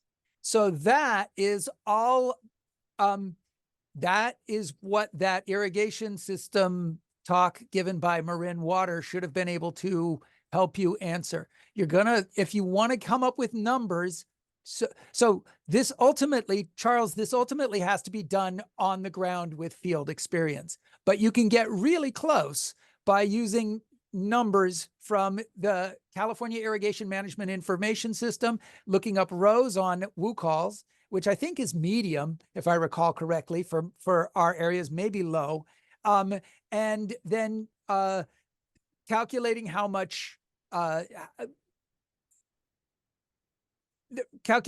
time you're going to need on your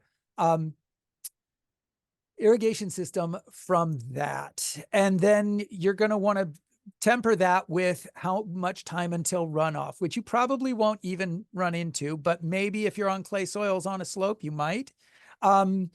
So, if it says you need 30 minutes of irrigation because you're putting down, you've got 12 half-gallon emitters. And so that was what the whole thing about inches of water to gallons and that conversion that she talked to you guys about.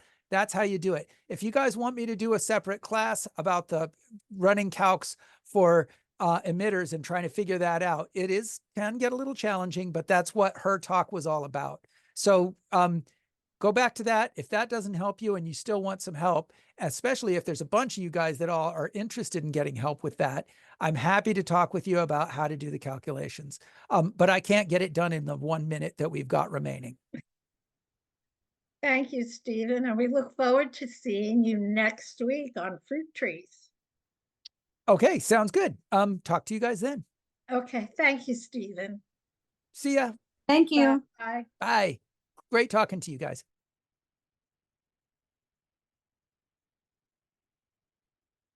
Okay, so did he stop sharing? What did he do?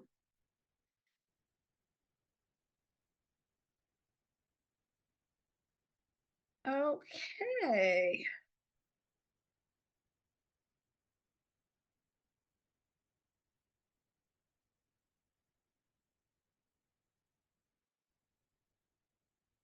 Oh, no. Well,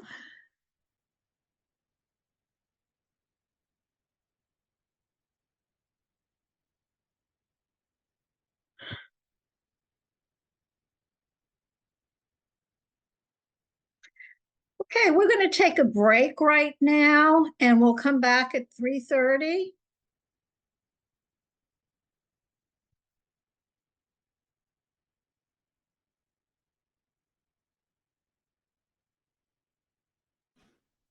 Melissa, can you remind us, this Zoom is supposed to go until how late?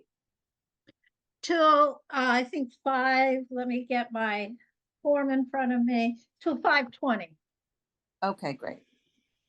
Thank you. You're welcome.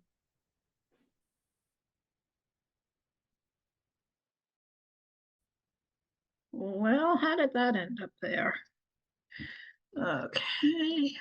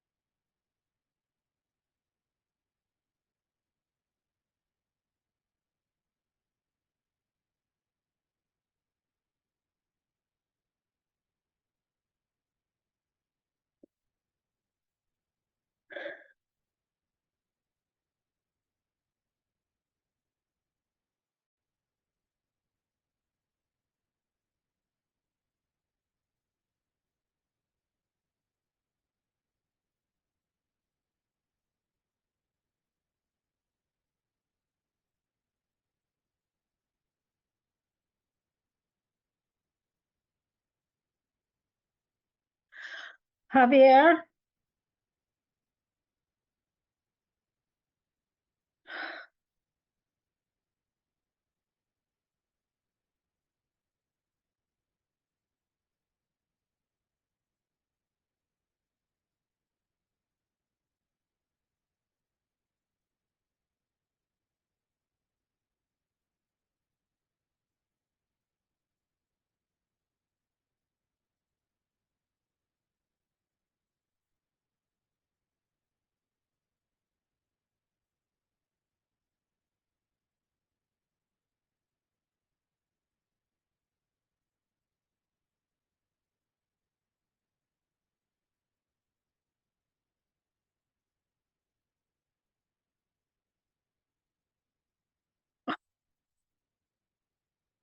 Okay.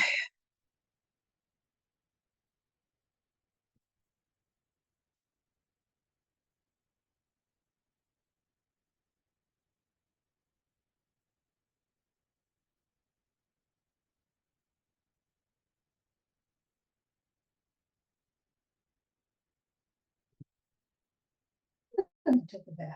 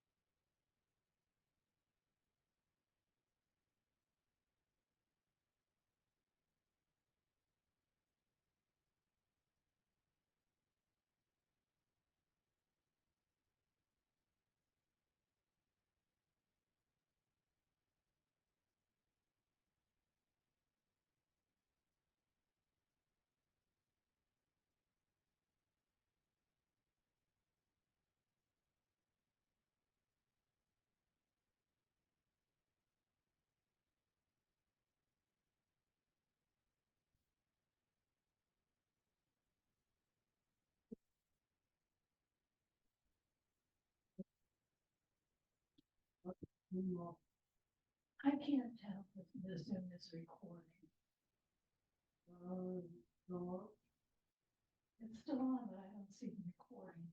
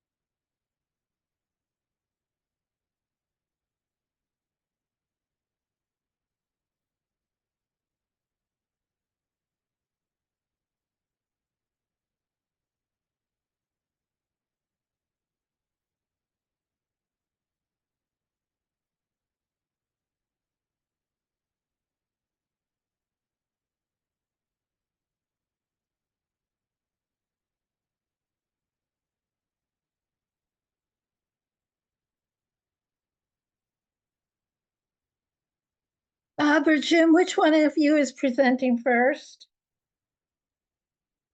Jim, I am. Okie dokie, thank you. And guess what? I finally found that sentence that we've been looking for. The unrepeatable sentence. Yeah, it wasn't a slide, it was a sentence, so I can deal with that now.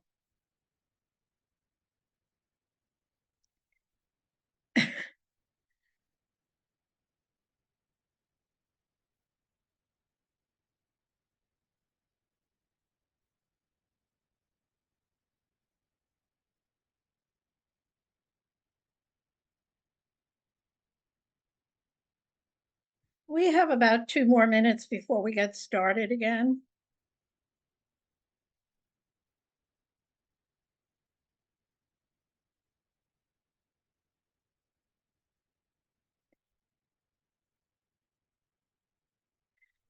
And Jim, when I'm done introducing you, you're going to take over.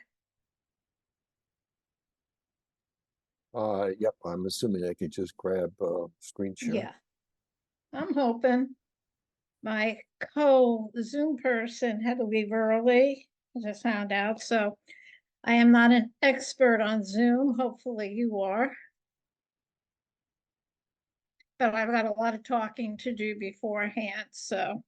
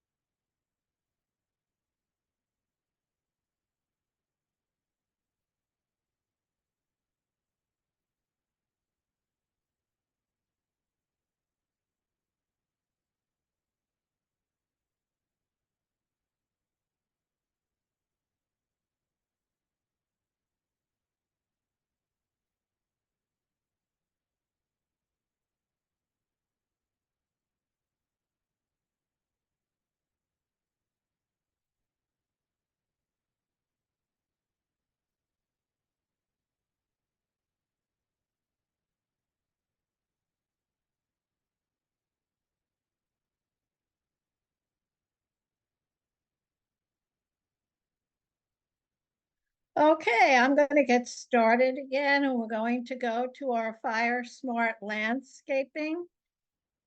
Fire Smart Landscaping has become an important focus area for both UCCE and Marin Master Gardeners, and I'm sure it's become important for all homeowners too. Last year, UC Cooperative Extension was fortunate enough to have a full-time position dedicated to get information about Fire Smart Landscaping. We are fortunate that we have a Fire Smart Landscaping specialist decided to pursue training and certification as a master gardener and is part of our training class. She is Sophia Porter. I'm sure some of you might know that she is knowledgeable and Fire Smart. In fact, I took a class that she offered recently last year. I'm sure Sophia would be happy to talk about her experiences in this role and Fire Smart Landscaping in general after our presentation today. I'd like to introduce 2 fellow Marin Master Gardeners, Jim Kasper, class of 2010, and Bob Mauceli, class of 2014. Jim and Bob work closely with Sophia and others in the county to help educate residents about the importance of Fire Smart landscaping and creating defensible spaces around our home. Now I'm going to give you a little bit of information about our speakers. Jim's gardening gardening area of interest is California natives, with particular attention to garden planting and plant selection for fire risk mitigation and defensible space. After a 12-acre fire erupted on forested public land 1.25 miles from his home, Jim has focused on topics of native plants and fire risk mitigation with various organizations, including GGNRA, Marin County Parks, Marin Master Gardener, fire agencies in Marin County, and the Marin chapter of California Native Plant Society. Bob's bio is the following. Bob has been a master gardener for almost 18 years, first in upstate Western New York, and now here since 2014. He is QUEL certified, standing for Qualified Water Efficient Landscaper, and a UC certified climate steward. With Jim Kasper, Bob is an early member of the Fire Smart landscaping team. Bob is also a co-founder of the Native Plants Guild and served as its co-chair for 3 years. He is also an active member of the help desk team and its steering committee, an acting member of the Garden Walks team, and talks for our speaker bureau on building fire smart defensible space landscape gardening with native plants and building habitat corridors for gardens and backyard bird habitats. And I'm going to add one more piece to both Bob and Jim. I think you're really pretty active in presenting sometime in the summer or spring over at Civic Center, Marin Stomp.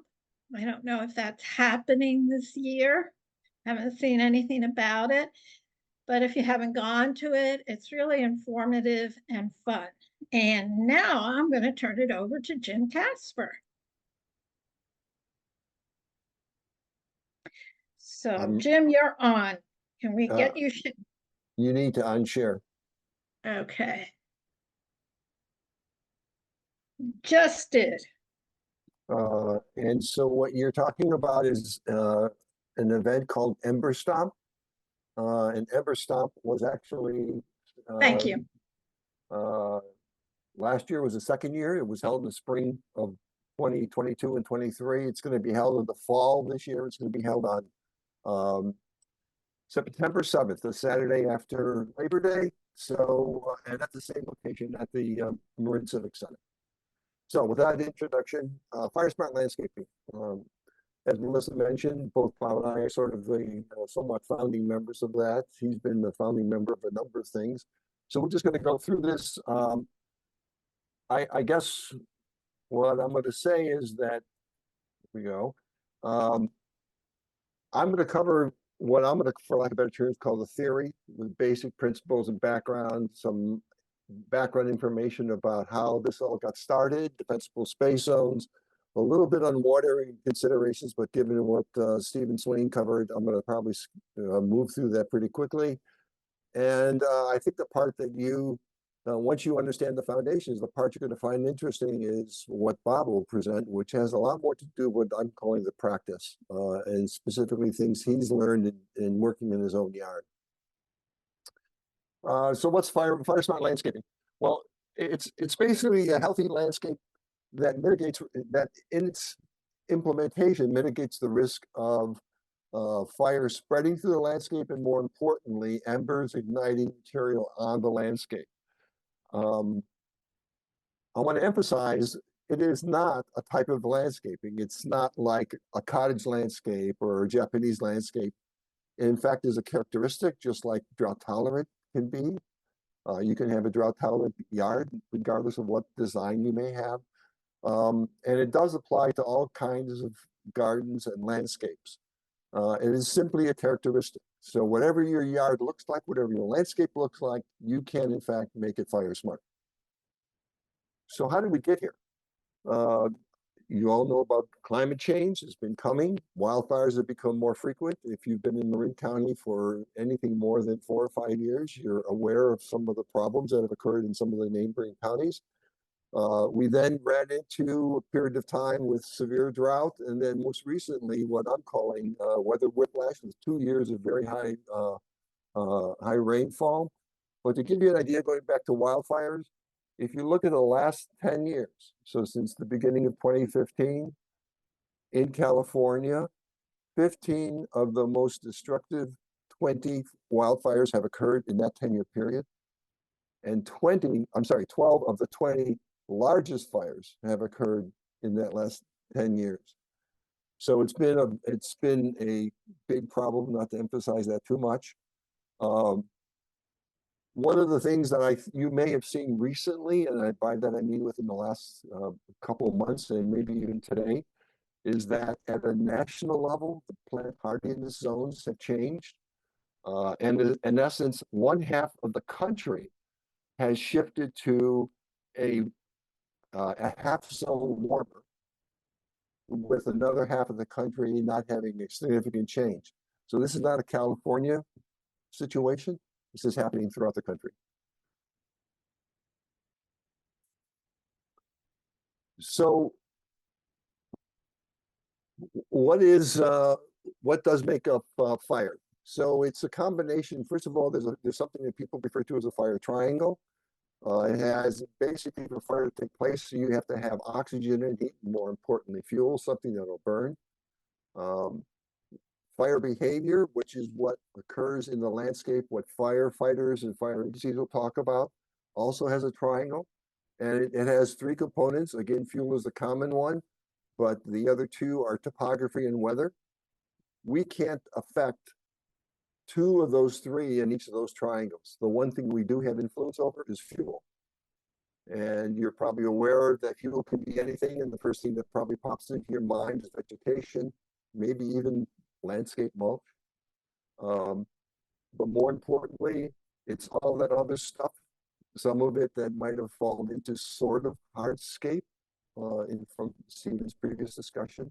Things like arbors, trellises, and planter boxes, roofing, decks, trash bins, and lawn furniture. So you have to keep all those items in mind, thinking about fuel and what that's going to do in terms of what you do around your landscape and around your yard.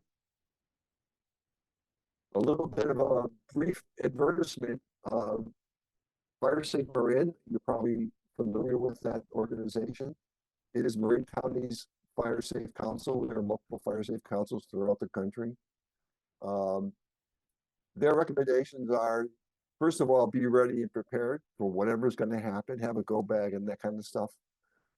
Evaluate your property from the structure, and I emphasize structures out, because if you have a separate outbuilding, that's included.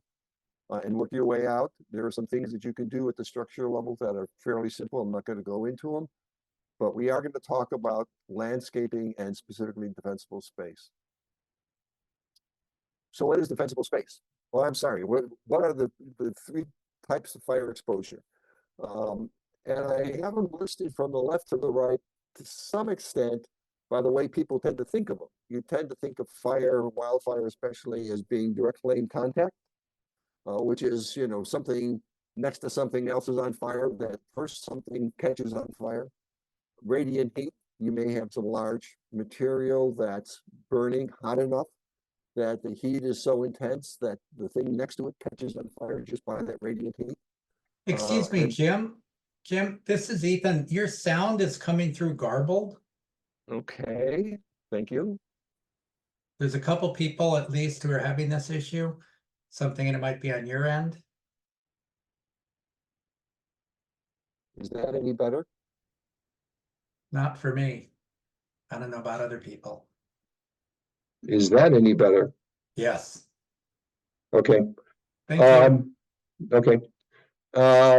So just quickly going back, direct flame contact, one thing catches another thing on fire by direct flames. radiant heat, something's too hot. The third item is embers.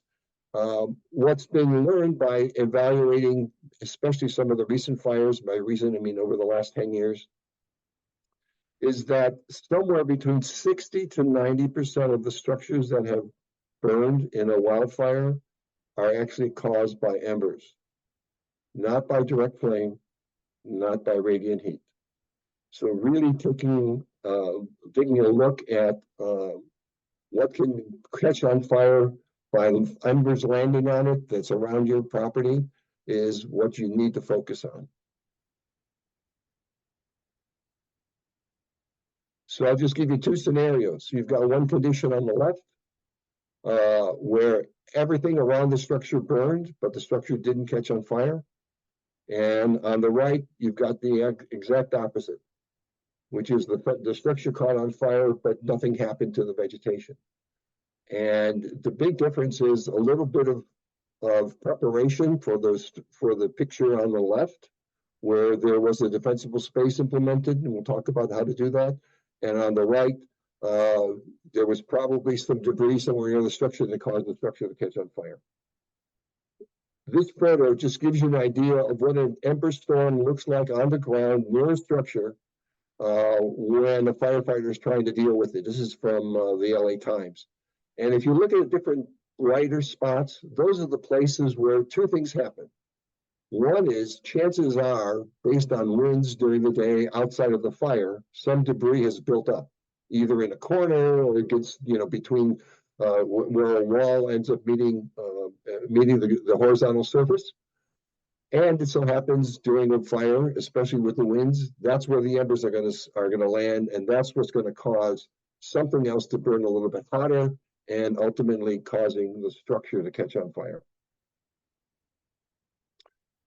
So we'll talk about planning a fire smart landscape. What are the steps that you should take a look at? How do you get started? What are the considerations? A lot of these things are things that you can do pretty readily on your own, in many cases without an awful lot of expense. So for a sustainable landscape that is also fire smart, you need to carefully consider the plants that you're selecting and placing and make sure that they're properly maintained and hydrated. And if you've got your existing landscape, you need to review that maintenance and hydration component of your landscape. Make sure, probably the most important item is to make sure that the vegetation is evenly maintained, and we'll talk a little bit about some of the ways that can be done. Your landscape is unique. We can give you some general guidelines, but you need to look at that and figure out how you can best implement it over time. There are some legal requirements that the fire agencies will implement. You could get citations. We'll talk about some of those briefly. But then there are a lot of things that are basically strong recommendations that, again, the fire agencies can ask that you implement. As with many things that the master gardeners talk about, we're using science to inform what the recommendations are, and that should be used as well to inform your decisions. So a quick overview comparing two pictures, basically the same concept. On the top left, what you have is, some people might consider a very lush landscape, others might consider it overgrown. If you look at an area like that, like I do, and I think Bob does, from a fire perspective, it's basically a tinderbox waiting to burn. What you've got is vegetation that goes from the ground right up to tall trees.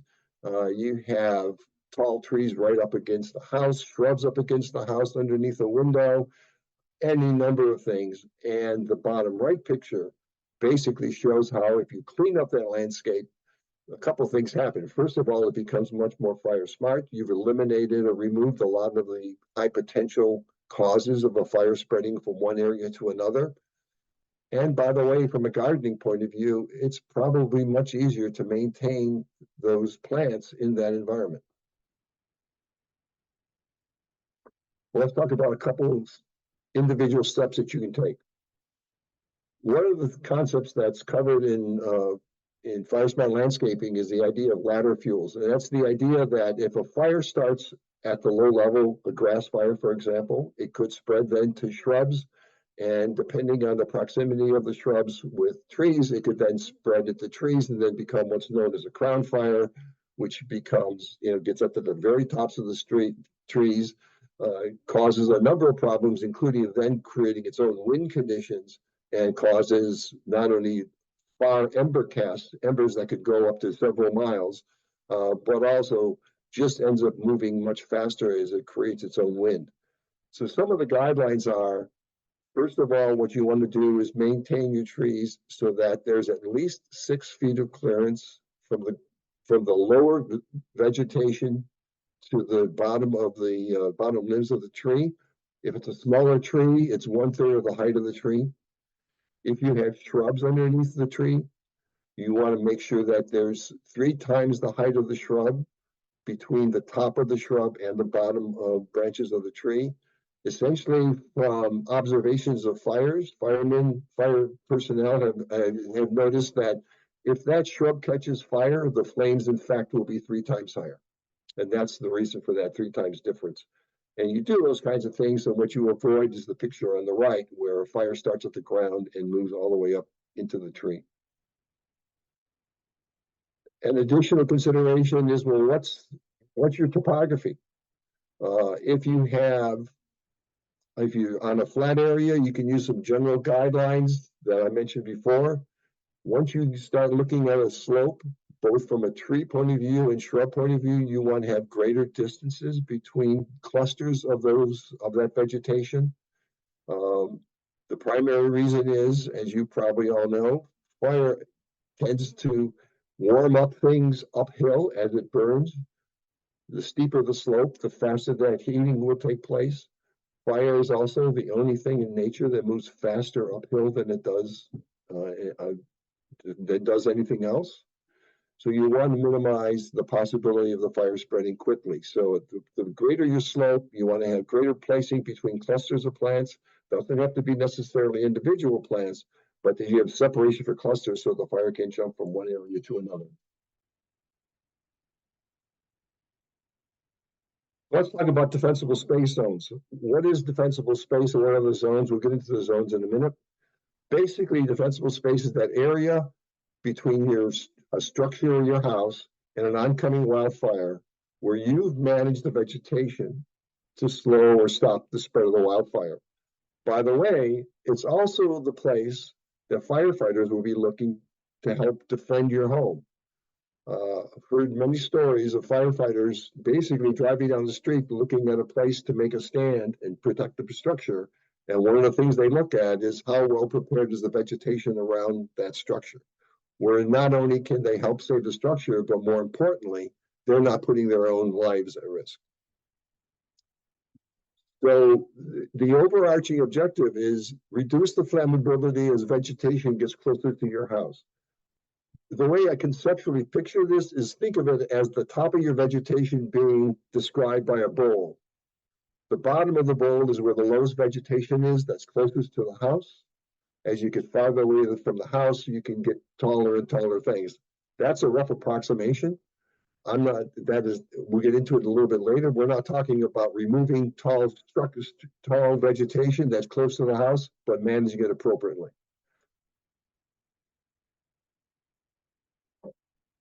So in this picture, we're going to talk about what are the defensible space zones. This first zone here, what's called 0 to 5 feet, or the defensible space zone, or the ember resistant zone, is basically where the recommendation is, and soon, but not yet, there will be some strict guidelines put in place that says nothing combustible is in that zone. No plants, no wooden furniture, nothing. There was a legislation passed in 2020. The CAL FIRE and the fire agencies are still working out the specifics of what the recommendation is can take place in that area. What I would say is that if you're looking at things to do around your property, you should look at trying to clean that area up as much as possible. Possibly getting to the point of putting in non-combustible gravel or compost or whatever in that area around your house. So again, that's zone 0. We'll get into a little bit more of some specific ideas in a minute. The next zone is from 5 feet to 30 feet out. That's zone 1, or the lean, green, and clean zone. You have clusters of plants, groupings, islands of plants, whatever you want to call it. The analogy I use is that if you've had presentations on vegetation planting, you know you want to be able to access all of the vegetation in any of your planting beds, because obviously you want to harvest whatever's in there. I would suggest you're taking the same approach wherever the clusters of vegetation are in this lean, green, and clean zone, that you're able to maintain the plantings appropriately. The next zone is zone 2. That zone basically covers you're having larger vegetation, taller trees for sure, maybe a little bit closer together. We'll talk about mulch. The mulch recommendations in the 3 different zones is different, but that just basically says you've got more vegetation, larger vegetation as you go further away from the structure. So the answer for this is that when you look at this, as I mentioned, you want the smaller stuff closer to the house. I'm just looking back at some suggestions here. So the questions that some people may come up with is, when you look at this, you say, well, where does the 5 feet, where does the 30 feet, where does the 100 feet come from? There have been studies by what's called the IBHS, the Institute for Business and Home Safety. Insurance Institute for Business and Home Safety, where you've probably seen the videos where they actually do some testing of blowing embers against a structure. That 5 feet was determined to be critical in trying to keep things, if you keep that area clear, the chances of something catching the house on fire is very low. Likewise, there were studies by a forester by the name of Dr. Jack Cohn. If you look him up, he actually did some studies in the mid-90s and determined that at about 30 feet, it takes about a half an hour from radiant heat for a structure to catch on fire. And at about 100 feet, chances are nothing will catch on fire from the radiant heat.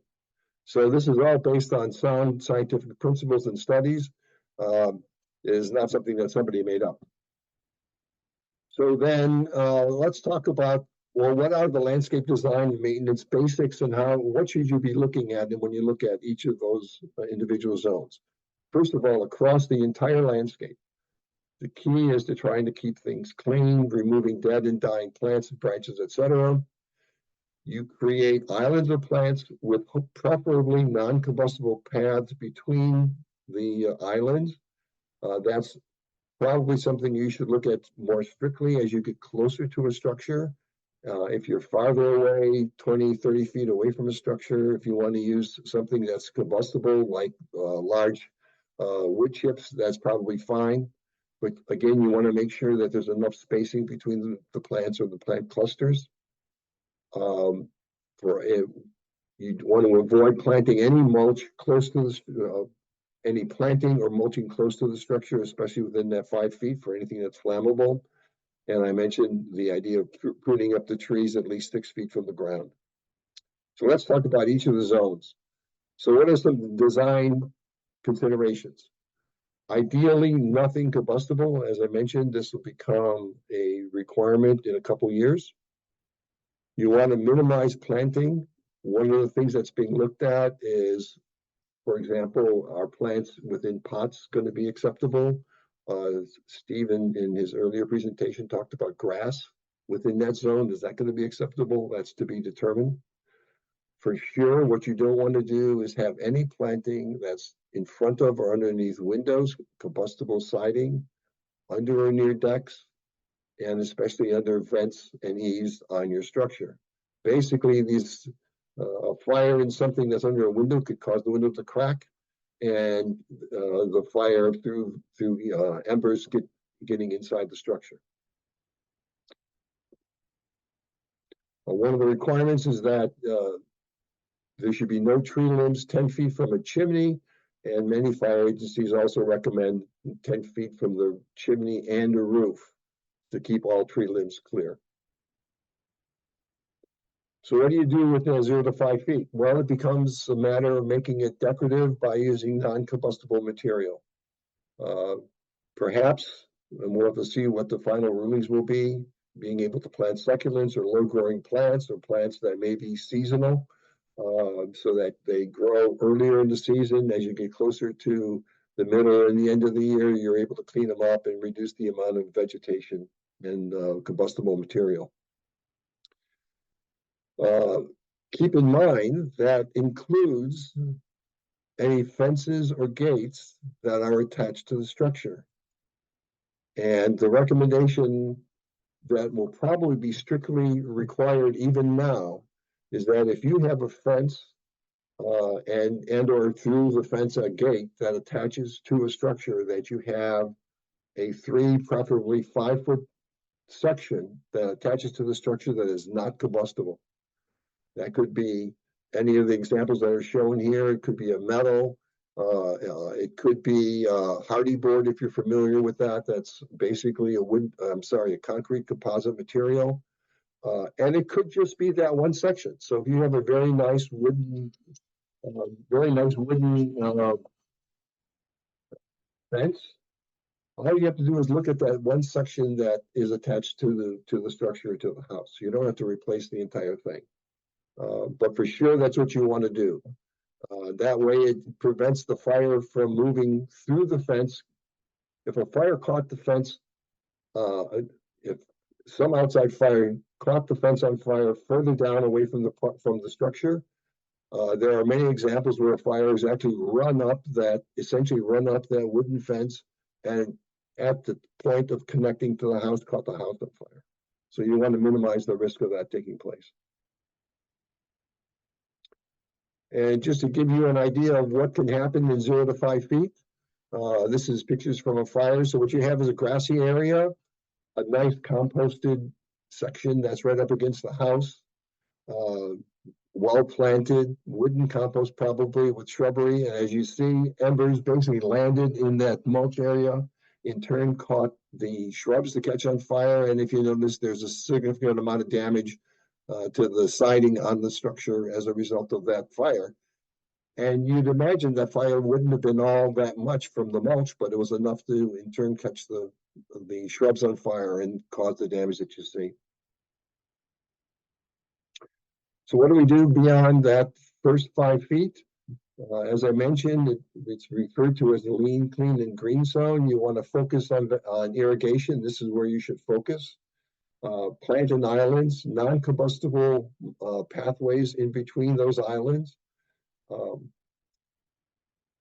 Bottom line is that if a plant is well maintained, you're probably reducing the fuel and reducing the risk of that plant, A, catching on fire, and B, providing a big fuel bed to cause a really large fire. Closer to the house, more hardscape would be preferred. It's not any kind of a requirement, but just keep that in mind in terms of design. So you want to look at smaller shrubs, preferably herbaceous shrubs as you're closer to the house. And again, this can be phased in over distance from the house. Lower growing, closer to the house, mostly perennials. Trees are okay. I live in Southern Marin, in the Mill Valley area. We're not asking people to remove redwoods that are up against the house, just that they be kept clean. So tall trees, established trees in that zone or in any of these zones are perfectly fine so long as they're well maintained. If you go beyond that, If you go beyond that 30 feet, as I mentioned earlier, we're talking about larger islands, taller shrubs. One of the things you want to consider is your escape route. That's both a combination of from your house to your vehicle, as well as once you're in your vehicle, if you need to escape, getting out, that those areas are equally well cleaned. Some people refer to that as zone 3. I've got a separate slide on it. I'm not going to go over it, but basically keep that in mind as you're looking at how you maintain the area around your property. Those the pathways and that you put in the area basically end up acting as fire breaks. If you're on a slope, one of the things you might consider is a vertical wall, because that likewise can both act as a fire break as well as redirect the fire. And you can see on this picture in the bottom left, that wall will actually, any fire that starts from the left-hand side and runs up against the wall, barring the problem with some of the vegetation overhanging. But any fire will basically stop at the wall and not likely proceed further to the plants on the top of that planting bed. This is an area especially to consider for improving the habitat. Again, make sure there's space between the islands. Grasses in this area are perfect. Annual grasses in this area are perfectly fine. What you want to do is make sure that they're maintained to no more than 4 inches. Likewise, in this area, as I mentioned earlier, wood mulch and leaf litter is okay. I mentioned zone 3. I'm going to skip that for now. So what about mulches? So this slide, and the slides I believe are available to all of you. So 0 to 5 feet, it's non-combustible mulch coming soon as a requirement. So if you're looking around your property, consider making implementations sooner rather than later. Separate any use composted wood mulch where you can. And I'll mention a little bit more about that in a minute. But again, it's still in that 5 to 30 feet, want to be looking at non-combustible materials. And as you get farther away, you're using larger composted wood chips.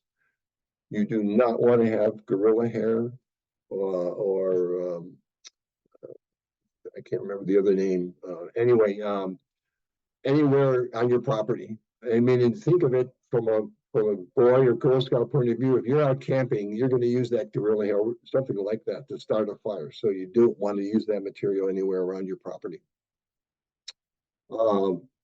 Keep the mulch no more than 2 inches, using something that Stephen mentioned earlier. If you put the mulch in October, by the time it gets to be April or March, it's probably deteriorated enough. You're not going to have to worry about it being a concern from a fire point of view. You also want to avoid stained mulch, because often that actually is made with volatile materials. One of the things I want to mention is that there was a mulch study that was done I think in 2008, and a report that's out. Recently, in October of last year, there was actually another mulch burn study that was done here in Marin. The results of that are still being compiled. You will probably see an update on that study, hopefully by the middle of the year.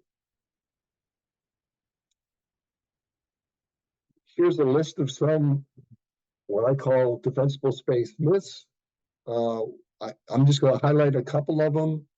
It does not mean that we're talking about cutting down trees, and for sure that is not what any of the fire agencies are recommending. They're really talking about the proper management of any of the vegetation. The types of plants really don't matter. It's really a matter of how you maintain them. Focus on your property first. Don't worry about your neighbor, but then worry about that until you get your work done. More importantly, you don't need to do it all now. There are things you can do over time, and if you have a plan and you work that plan, it'll make a big difference. Well, one of the questions that often come up is, well, what about fire-resistant plants? What about planting this? Aren't there things I can plant that are the right thing in the right place? And the answer in simple terms is no. It doesn't matter. It's really more important about the placement based on the characteristics of the plant and how you maintain the plant. And as an example, there was actually work done by the University of Florida, where they had 4 different ways to measure, quote, fire resistance of plants. How quickly does it catch on fire? How fast does the fire spread through the plant and how much heat is given off? Will that fire be sustained over a period of time? Some plants will burn for a long period of time. Others will sort of flash burn and go away. And how much of the plant is consumed? So if you simply try to figure out for a particular plant those characteristics, already you get into a lot of complications about what's good and what's bad. Putting aside the point of what are the weather conditions when you're trying to test and do that test burn, how much hydration had taken place before the plant was burned. So it is really impossible to come up with any kind of definition. So really it boils down to finding the right plant with the right place and doing the right kind of care. When you're looking at the plant, consider how big it'll grow. Will it thrive? And is it invasive? And how does it change over the lifespan? How tall does it get? How wide does it get? One of the considerations here is, for example, with that 0 to 5 feet, that's not just not having anything planted within that zone. You don't want any plant that encroaches on that zone as well. So don't plant something that's going to be 10 feet in diameter and plant it at the 5 foot borderline, because it'll eventually end up growing close to the house. So what are some plant characteristics for fire smart landscaping? As I mentioned, doesn't matter whether it's woody or herbaceous, it's really a question of where you put it with the right appropriate size. Consider all the other factors like its moisture needs and reproduction tendency. Most importantly, I think, is your ability to maintain the plant.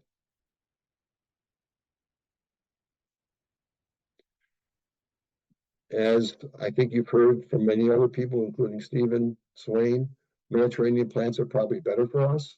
Both Bob and I would say, if anything, you want to actually prefer going with California natives. They're adapted to our environment, and then Bob will be talking about some good examples in the second part of this presentation.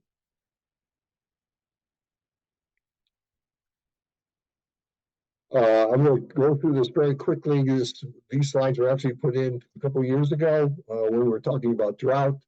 But as you're looking at your landscape, all I would say is consider the watering practices, so that if for some reason you have to be careful about the amount of water that you use. Focus on the things that are of a higher priority to you. As I mentioned earlier, focus on the planting that's closer to the house to maintain that in case there's any kind of fire risk. You look at new plants, we've talked about a lot of the characteristics, so just look at those if you decide to look at any new plants.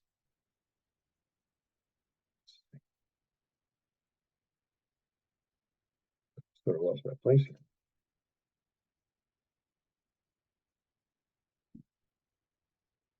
And I mentioned that right plant, right place. Some of you may be thinking, well, the fire agencies are doing inspections. Fire Safe Marin website talks about different things. They're telling me to do certain things at certain times. And it may even appear to be something like this, that they tell you not to plant in that particular bush in that particular place. The guidelines, to me, the guidelines are pretty simple.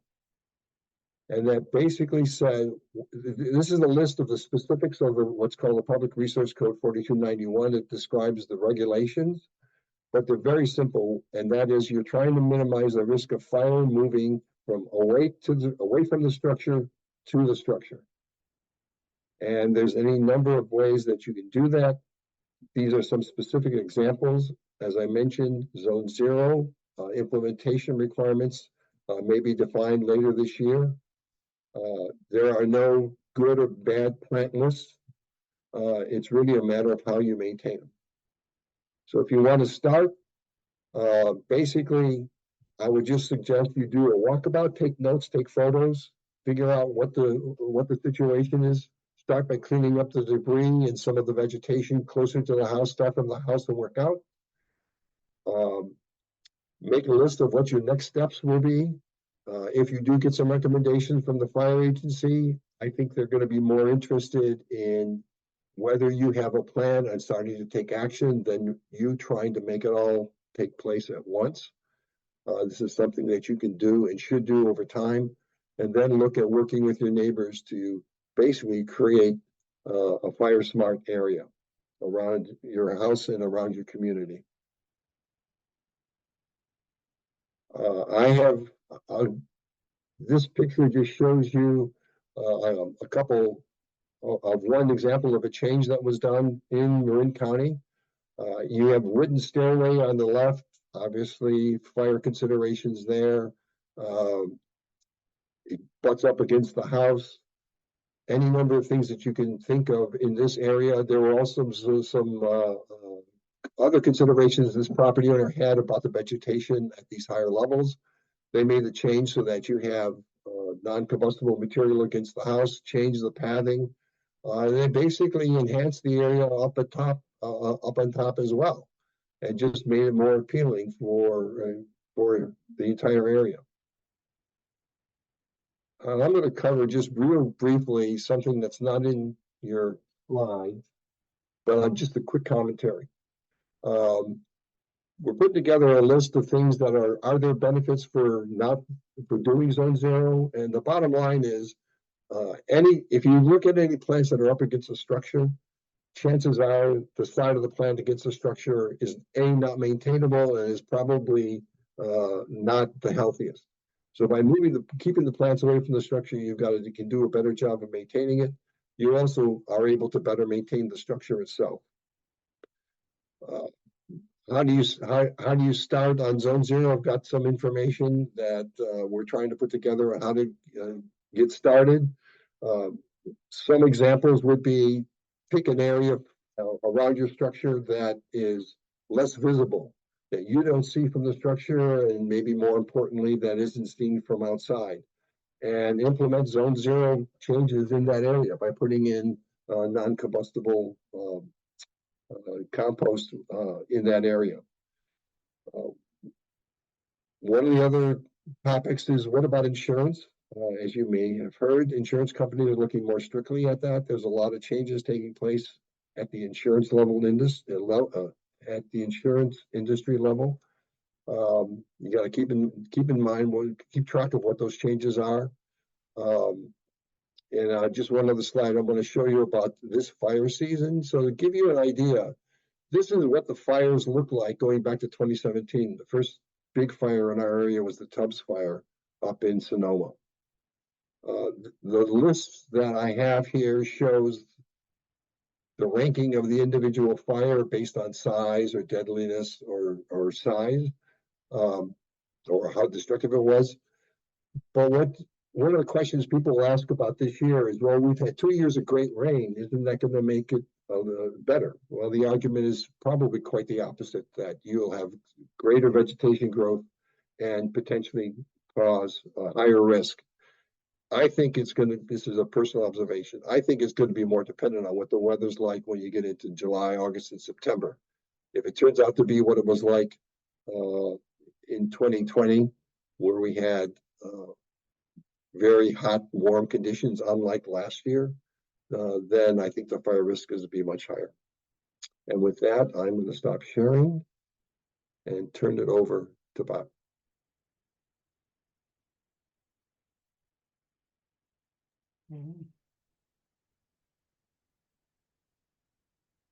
Let me see if I can share.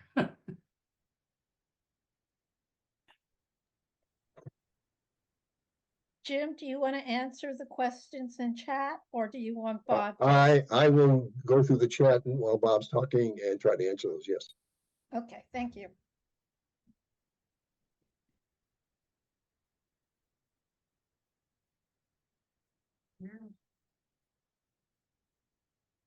For some reason, I lost. I am sharing. Okay, good.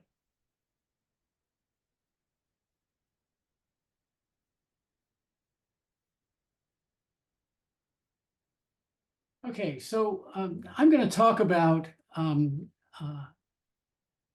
how to implement some of the fire smart principles that Jim has talked about, and to basically give you some examples of how this is, because sometimes when you sit around and just go through the list of things that need to be done and so on, it may get a little bit maybe confusing, but also daunting. What I did when I did this presentation the first time, as I told Jim, is I said, as he well knows, I'm not exactly, I'm a good gardener, but after that, I'm a nudge. I said, basically, if I can do it, anybody can. And so I'll show you what I did in some cases, and I will say to you that you can do it. That's really what's important. The one thing that I will say as I begin on this is that one of the things you want to do is when you get started in this, and you will probably be wanting to get started in this, if not right now, sooner. Invite your fire agency in to do an inspection. That's really important for two reasons. The first reason is they've seen a lot of stuff and they are very practical. And then they will make recommendations of your of things that they think need to be done. They'll also make recommendations of things that they don't need to be done. And then in many cases, in the fire agencies or MWPA have grants to help you pay for correcting things that they think need to be corrected. That's number one. That's really a help. And number two, it helps you deal with your insurance company, who may not, in fact, be as practical as the fire agencies will be. So let me start here. I'm going to talk, as I said, about specific examples of using fire smart principles to build and maintain a defensible space. But I'm adding while preserving healthy, beautiful landscapes. And that's what the difference is. I'm going to talk about this in a way that you'll see that you can do this and you will still have a pretty good looking garden. So here are some of the issues that we're trying to deal with. Basically recommending ways to reduce I'm going to get rid of this because I need to get in here. Right. So we're trying to reduce home wildfire hazard risk while keeping something that we want to live in, that are home landscapes that build and support a healthy, natural ecological environment to live in and in Marin County. And we want to also do this in a way that we can help homeowners understand how they might need to continually update their landscapes to keep up with the potential environmental challenges of climate change. And that's important because we've maybe gotten behind a little bit on that, and we maybe need to help bring that around faster. I need to get rid of this whole thing. Okay, so I'm going to try. All right, that's good. That's how I can get this. This presentation is not about the impact of climate change on our ecology or environment. But it is about the importance of our home landscapes in maintaining our natural ecology and environment here in Marin. And so understanding and helping homeowners to plan and prepare to adapt to mitigation of the effects of climate change on our communities is what's important. And scientists agree that global warming will in fact create long-term change that in turn could lead to extended cycles of extreme weather that can in turn lead to frequent or more or larger or more intense wildfires. And that's what, that has become called whiplash. And it's really important because what I'm going to do is say this kind of whiplash effect may in fact already be happening. This is what Jim talked about earlier. And the scary part about this thing is that 15 of the 20 of these has occurred in the last 9 years, and it's getting more and more quicker. And that's really a problem that worries the hell out of everybody. Also, when we talk about the weather, well, that's all seems to be already happening.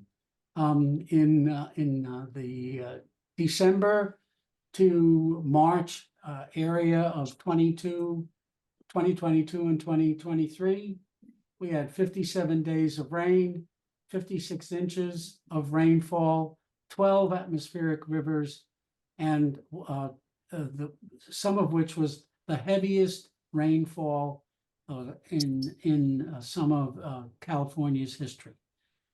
Guess what? That happened again this year, almost exactly to the day, from December of 23 through, it turns out my last can was March 11th. We had 53 days of rain.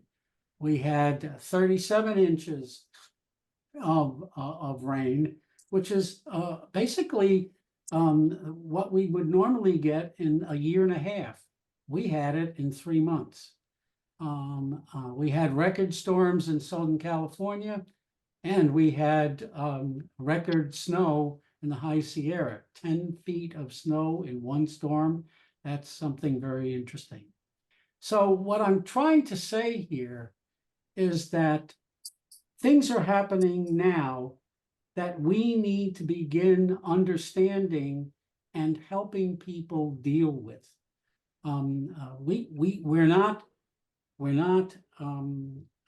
fire agents. We're not fire professionals, so we can't help them with that kind of stuff. But what we can help them is what the stuff that Jim was talking about, namely how to design a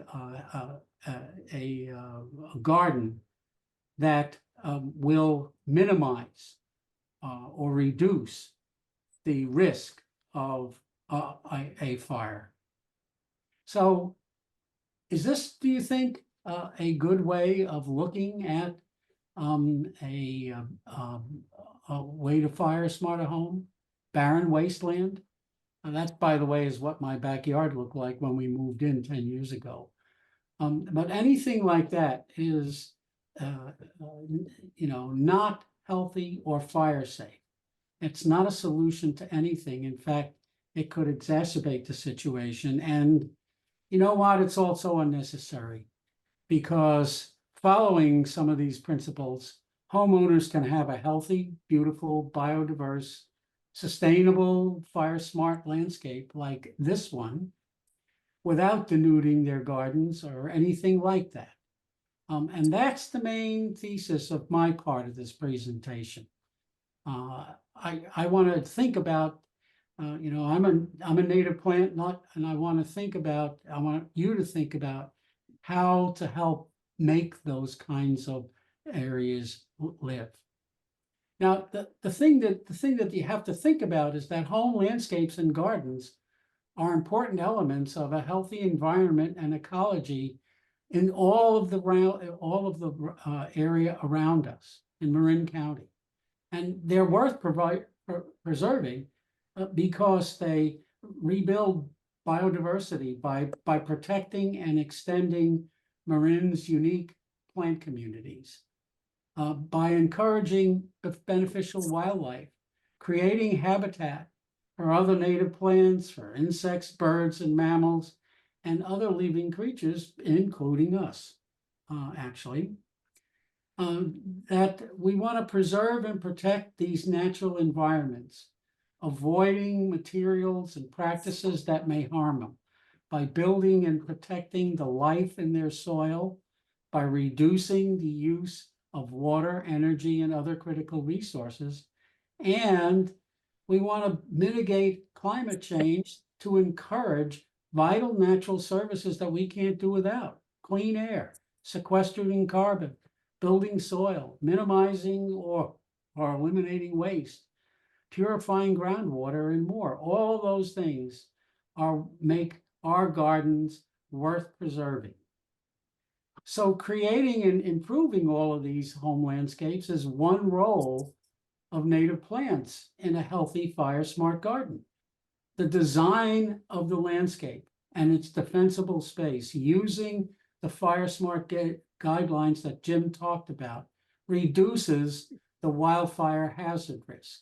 But the use of native plants enhances the natural environment.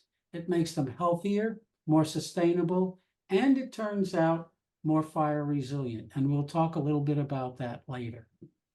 So a healthy and fire safe, resilient residential landscape is the result of providing the best horticultural and gardening practices for your yard, for the place where these plants are going to be grown. Choosing plants that are in sync with that local environment, your backyard, placing them in the garden with adequate vertical and horizontal space, and giving them the right maintenance and care to keep them healthy and fire safe. Why? Very simple. Because healthy plants like that are likely to be more fire resistant than plants that are struggling to survive. And using native plants is one important way to get sustainable gardens. They make them better. They're more in tune with the local plant environments.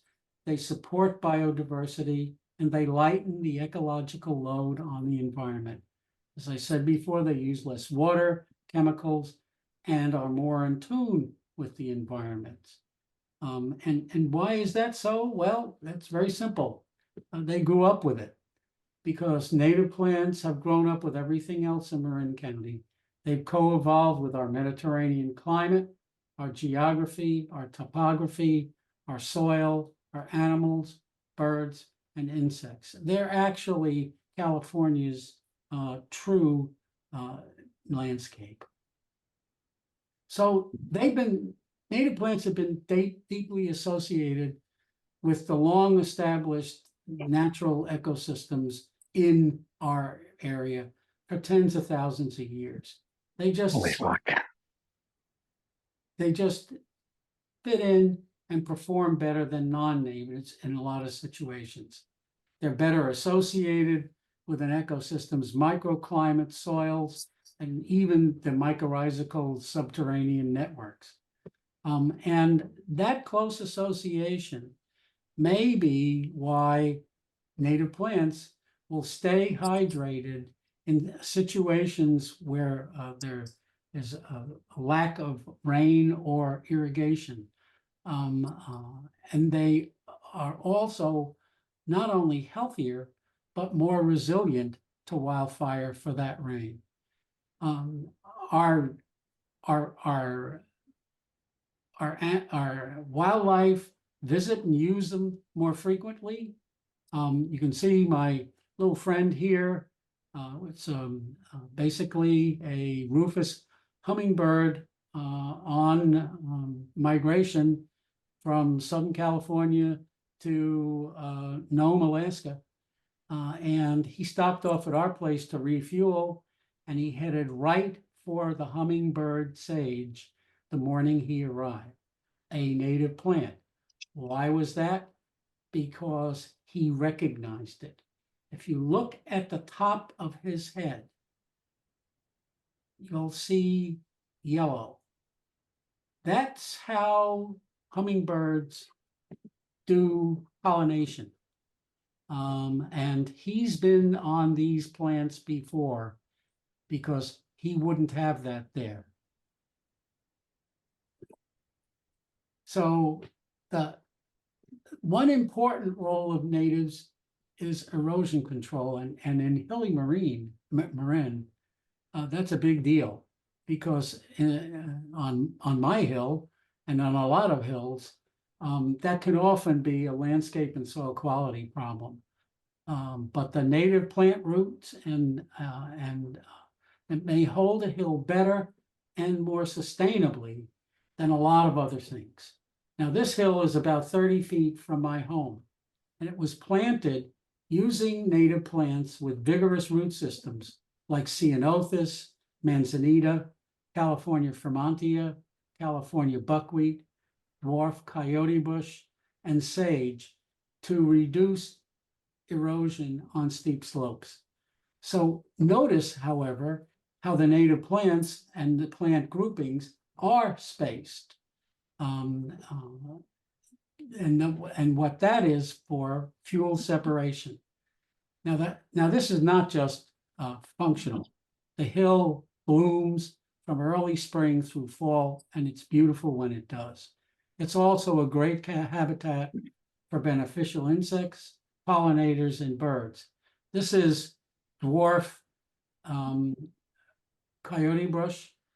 And 1 year, 2 years ago, actually, we had 3 coveys of quail underneath there. And they produced 45 young, of which 17 survived. And that was because they had a place to go when they felt scared. I'm going to skip this because Jim has already talked on this, but start thinking about familiarizing yourself with the codes and fire agency requirements, and even what your home insurance agency is talking about, because those things are important, and you need to follow them. And so one of the things you want to do is, and Jim mentioned this in passing, is don't go out and buy any highly expensive native plants for zone 0, because in 2 years you may have to dig them up and throw them away. So this is what we think about. And I'm going to take you through some of the defensible space tricks or things like that you can do to reduce wildfire hazard risk without destroying parts of your landscape. I'll also show some examples of using native plants to build or maintain sustainable earth-friendly gardens. But the 2 overarching principles that you need to use in this is that you work from the house out or structures out, and you design to reduce wildfire risk and reduce fuel loads. That's the key. That's what we're all about. So let's look at some examples.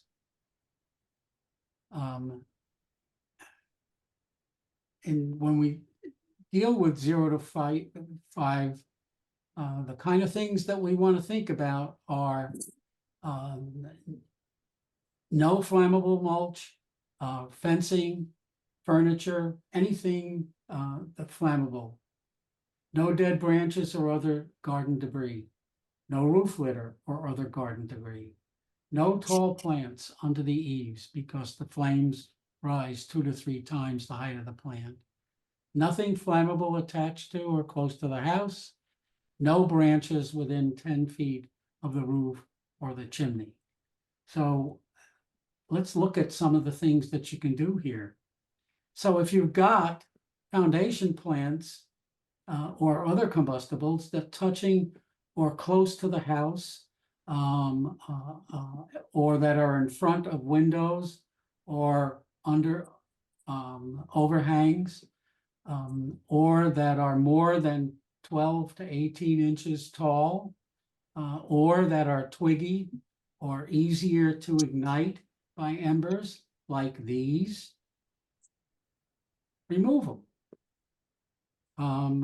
And replace them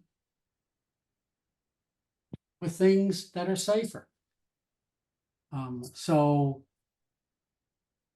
stone, gravel, pavers, decomposed granite, other things like that, that can be used as mulch or ground cover instead of organic material.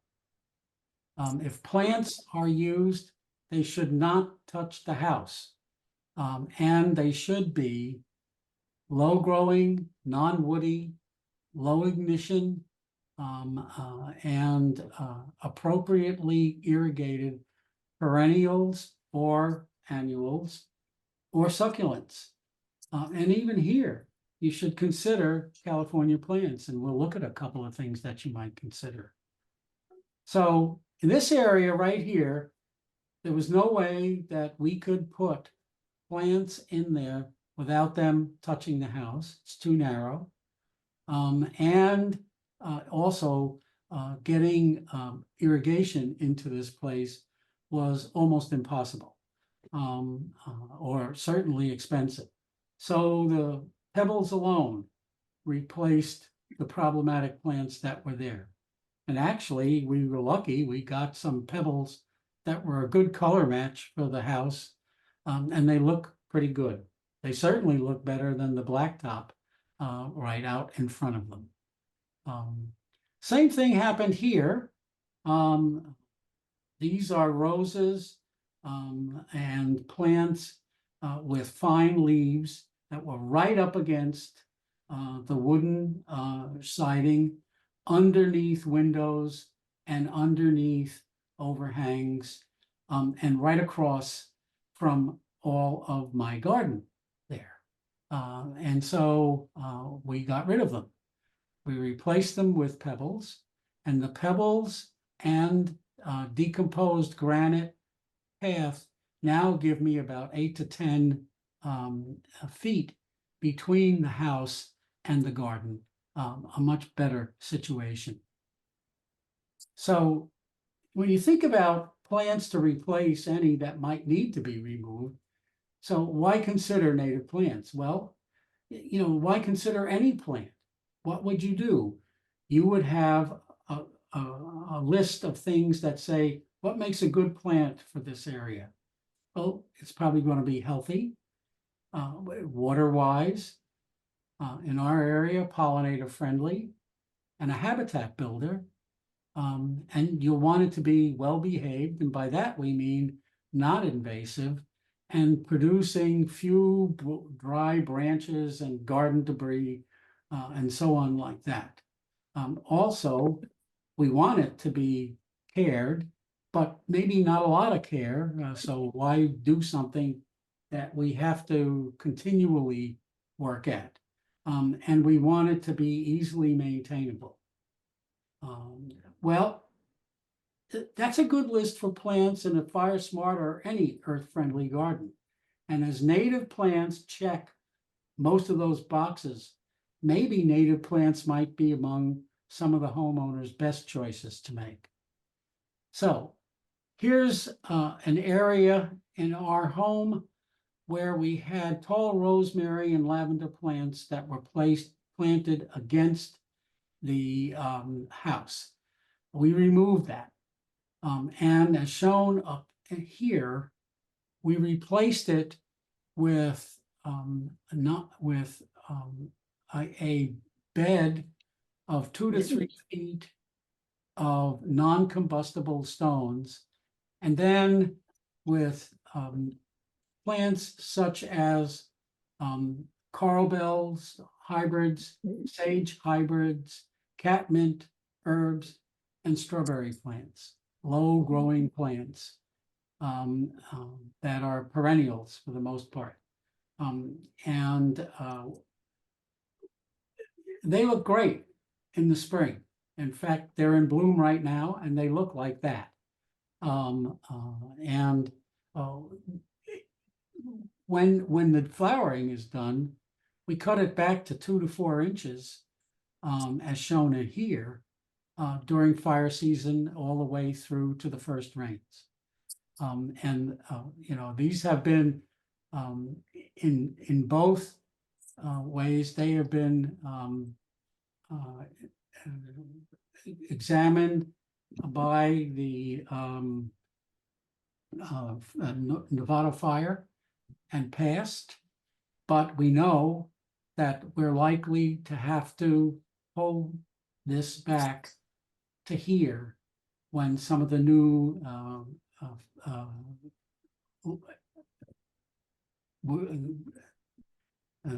goes through. So now, what about plants? Well, a lot of homeowners are particularly concerned about zone 0. They think that it'll ruin the beauty of the home and maybe even its value. But I think, as you've seen in the previous slide, you can do something about that will mitigate it. But remember, no plants should touch the house or be too close to it. And there should be a non-combustible space between the plants and the home. So in addition to what we planted there, what about some nice California native wildflowers? So here we have Farewell to Spring, Clarkia, cream cups. We have here California bells, and here 5-spot.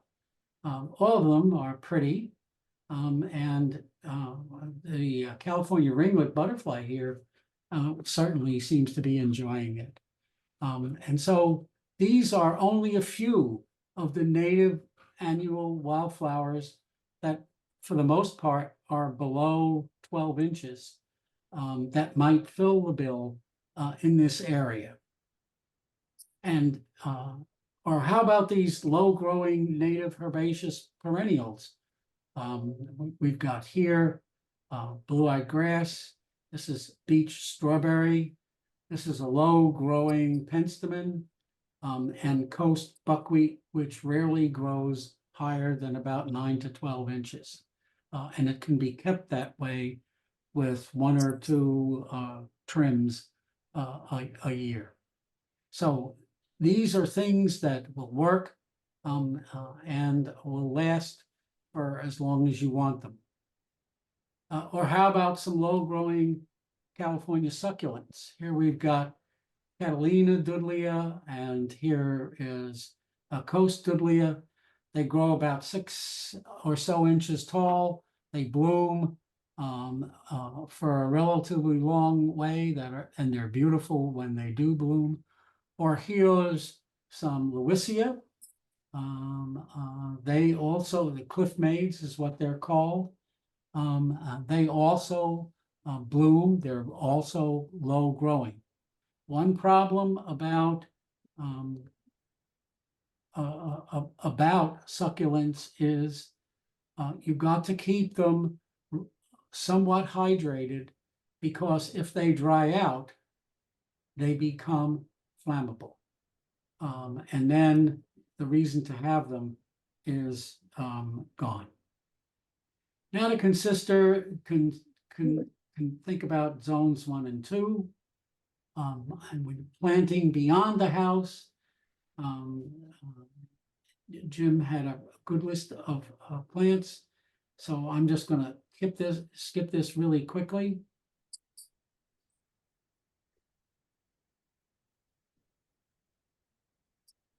Now, he said the first thing is to get rid of the annual grass, and it is. This is our annual grass 2 years ago. That was about 2 to 4 feet, and it's a serious fire hazard. And so the first thing to start with is to mow that. The grass and weeds and open space on your property. And we usually do this on the north and west side of our property in late May and mid-June. This year, we're going to do it early.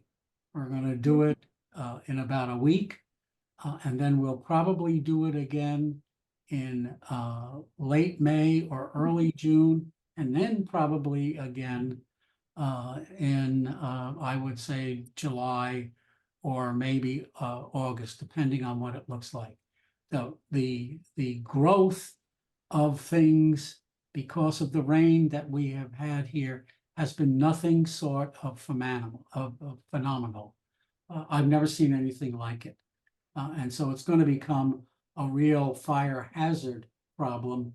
And I've already got people planning to work on the entire garden for this. So the before picture here shows a large acacia hedge. It's about 6 to 7 feet tall here, and it's roughly 35 to 40 feet long. It backs up against a dense planting of invasive cotoneaster, which are under low-growing coast live oaks on a steep hill, my driveway, aimed right at my house. And so we think this could have been a very serious fire ladder that really needed some work. So in the after picture, it shows that we took it all out. We removed the acacia and cotoneaster from under the live oaks. I had the oaks limbed up to 10 to 12 feet by a certified arborist. And it was 10 to 12 feet to allow clear entry well, first of all, to be well up above the ground, but also to be a clear entry of firefighting equipment if it came to that. That was a recommendation of Novato Fire, and I took it. But it looks a little barren, doesn't it? Well, in about the spring of 2019, which was when it was bare, we had a few small Royal Lupin and California poppy plants volunteer in this cleared space. Those seeds went to seed. We added some more seed. And in the spring of 2020, we got 40 plus feet of Royal Lupin, California poppies, and some Clarkia. They started blooming in early to mid-February. They continued until early April. And then, since they're annuals, they were cut down for seed for the following year. That's truly fire smart and a good use of native plants, because that's what they all are. They are striking. I mean, we have neighbors walking the dogs that walk up our steep driveway to get a better look. So it's something to behold when it's working. So even after removing the cotoneaster and the acacia, my neighbor's large Myoporum hedges were still overgrown into my yard, close to my house, infested with Myoporum thrips. So there was significant dead or dying wood in there, as you can see in this picture. Well, I had it trimmed on the property line from my side of the fence. And here's what it looks like now. Closer, no clearer to more than about 10 feet or more from the side of my house. And we're working with our new neighbors now to think about what this kind of thing might be replaced with. And I'll go in with him to buy what is needed to make it better. Oops. This, by the way, is one of Jim's problem fences.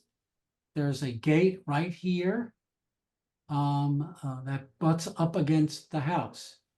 And we're looking for a metal gate to replace it. But I've also taken the advice given to me by our inspector from the fire agency, who said, put the hinges over, whoops, sorry. Put the hinges over here so that the gate moves out that way, over this way. And if we have a fire, before you leave the house, open the gate if you haven't gotten it replaced. I think that's an amazing thing. Look at your gates too and see if what you can do that. So this is in zone 1 or 2. We have 10 deciduous valley oaks that are huge, and their branches were almost on the ground. Actually, here they were on the ground. So that's again a potential fire ladder. And we had it cleaned up. We had it limbed up about 10 to 15 feet. Makes it easier for us to take care of the area underneath these trees. And it also makes the trees look a lot safer in a fire situation. Under oak trees further out into zone 2, we had prostrate leptospermum planted to provide erosion control. Well, that was a bad choice. Wrong plant, wrong place. As you can see, this had become overgrown and twiggy. They were in an area where it was difficult to maintain them, especially to prune out dead wood. And with their needle-like foliage, it all added up to a potential fire hazard. We've replaced them. They're gone. We've put wattles on the hill for now, but actually the wattles will be probably taken out or allowed to decay because we've planted anchor bay ceanothus and low-growing ribes in their place, and they're growing quite nicely. So about a year, we'll be able to get rid of anything and we'll have good protection. So the continuing work and maintenance on other areas of the hill has created less dense plantings of established native plants with better horizontal separation to reduce or slow potential fire spread. Now, it's even better in Jim Kasper's garden. He's got good plant separation, and even better, he uses non-combustible stone and rock on the areas between the plants and on paths and patios to provide fire breaks that will minimize or eliminate wildfire runs and ember flares. Problem is that if you have a very steep hill, it's kind of dicey to have the non-combustible materials to actually stay in one place. And that's one of the problems that I have. And so what we've used are things like this, where we've opened up the areas on the hill. The trees and shrubs are spaced on the hill to prevent erosion. We have a non-combustible stone retaining wall and non-combustible paths and patios that create fire breaks between the planting island and the rest of the landscape in the home. And the mostly native or Mediterranean climate plants in this relatively small place produce a drought-tolerant, pollinator-friendly, earth-friendly habitat corridor garden after Doug Ptolemy's suggestions of using that to take your home to give wildlife a way to stay safe when they move. So some of the plants you can use here, note close to the home. This is lilac verbena or Cedros island verbena. It's in bloom for 9 to 10 years, 9 to 10 months out of the year. Here again is the aptly named hummingbird sage. This is red California buckwheat, an excellent hill holder, as is Bee's Bliss sage, a sage ground cover that has these beautiful blue bloom flowers, and Pozo blue sage, a relatively low-growing sage shrub that is also a good hill holder. Here we have, again, closer to the home, this is Manzanita emerald carpet. Here we have Everett's Choice Carolina fuchsia. Here we have Baja pitcher sage and Point Sal spreader sage, which is a larger sage ground cover. And then just because they're so beautiful, this is a row of chaparral clematis, which is a native California clematis, and it's beautiful in late spring and early summer. Moving further out between zones 1 and 2, we've got some small trees or larger shrubs on the border there that are pollinator and bird friendly. Western redbud here in full bloom, and it is right now in full bloom. This is a large Manzanita monica. In this picture, it's about 6 feet tall. It will eventually grow maybe another 3 or so feet, both up and around. And then this guy, Ray Hartman, California lilac, Ceanothus Ray Hartman, is in bloom right now. It looks exactly like that, except now this year, it's about 2 feet taller than it is there. So it's about now 10, 11 feet tall. And it is just amazing. It really, is a showstopper. Here we have more large ground covers and shrubs. This is Carmel Ceanothus, and I've got it and some of its cultivars like Yankee. Hi. Okay, how are you? Sorry. Okay. This is Santa Rosa Island sage, just coming out of its blue flower bloom.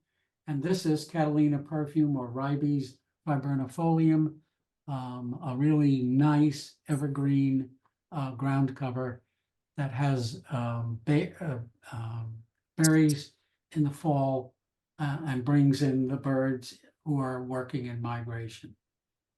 Here we have some more shrubs that can get really big, but that are also pollinator and bird friendly. This is pink flowering currant, sugarbush. Here's California buckeye. And here's Pacific wax myrtle, which makes a good screen. This is about 20 feet tall and about 20 feet in diameter, but it can be pruned down to where it can be even a hedge of 6 to 7 feet tall and wide to act as a screen. And then finally, we have some really big stuff. Sunset manzanita, it's a marvelous manzanita, grows about, oh, it's right now probably about 7 feet tall. Toyon, we never get to use the berries. The robins and cedar waxwings do, though. They enjoy them. This is Kent Taylor Fremontia. It's a ground cover Fremontia. Here it's about 4 feet tall. I do this every time. And wide, about 12 feet wide, and it's in full bloom. It is a bee magnet when it is in full bloom, with many, I'm no entomologist, but there's many species of bees working those flowers.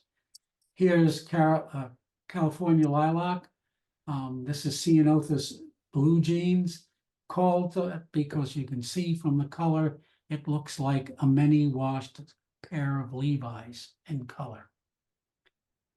So, you know, up to now, we've been talking about fire smarting the defensive landscape around the home.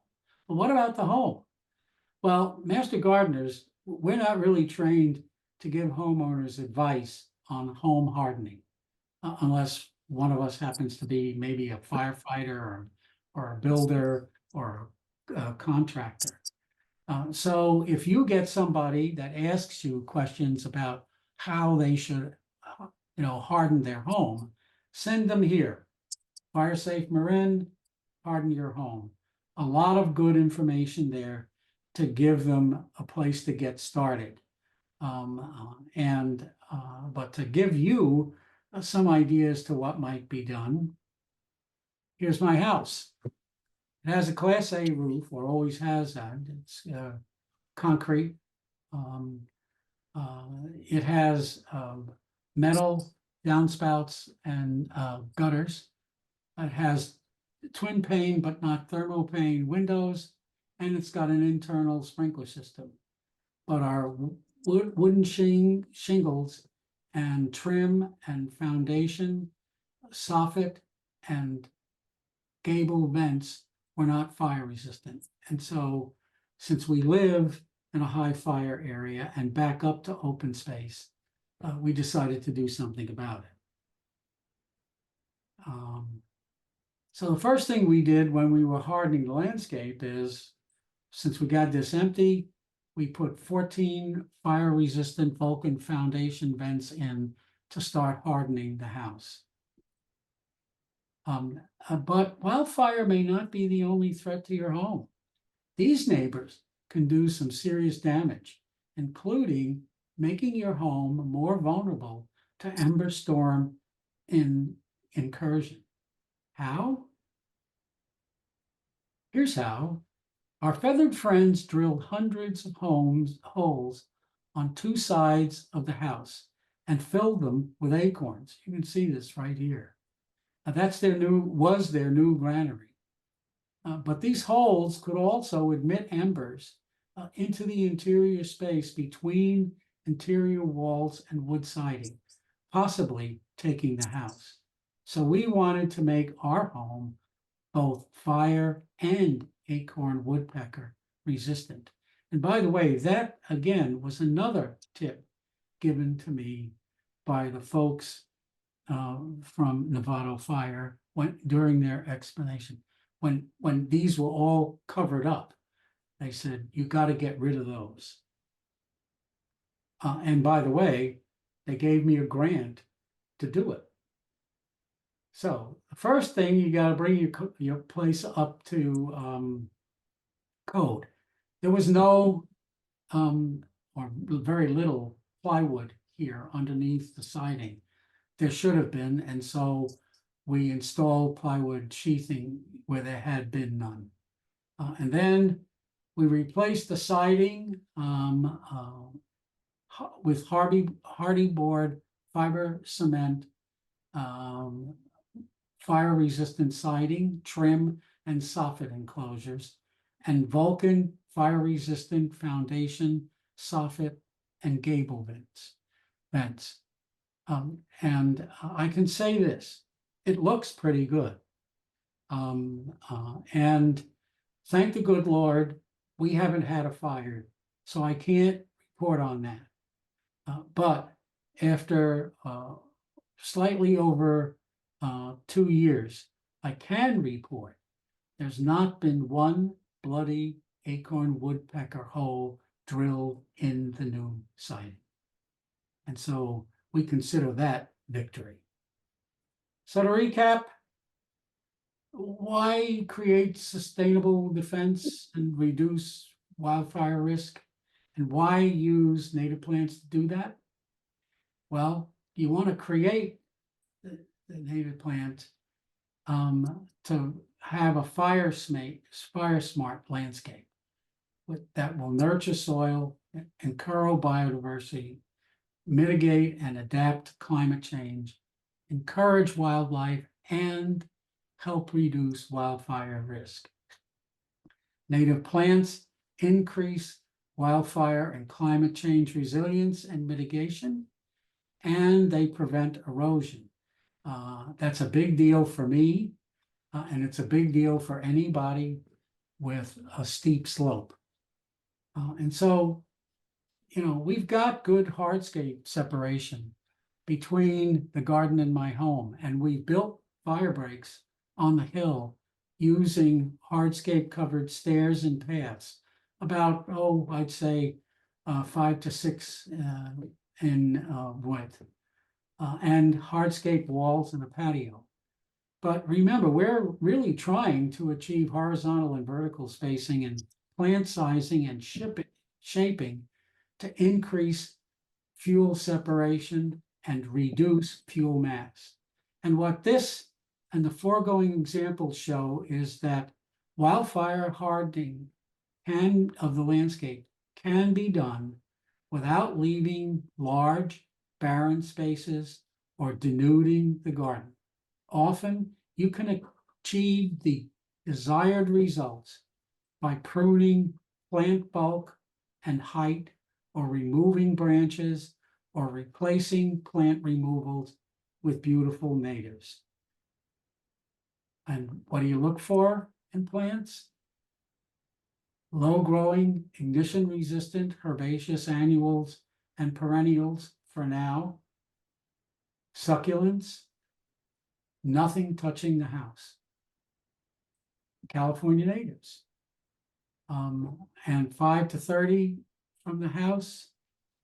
Smaller shrubs and trees, good vertical and horizontal separation, and non-combustible fire breaks between plant clusters where you can use them. In zone 2, 30 or more feet from the house, larger trees and shrubs, and wood mulch. And this is a good short list of places to go for help. Our Master Gardener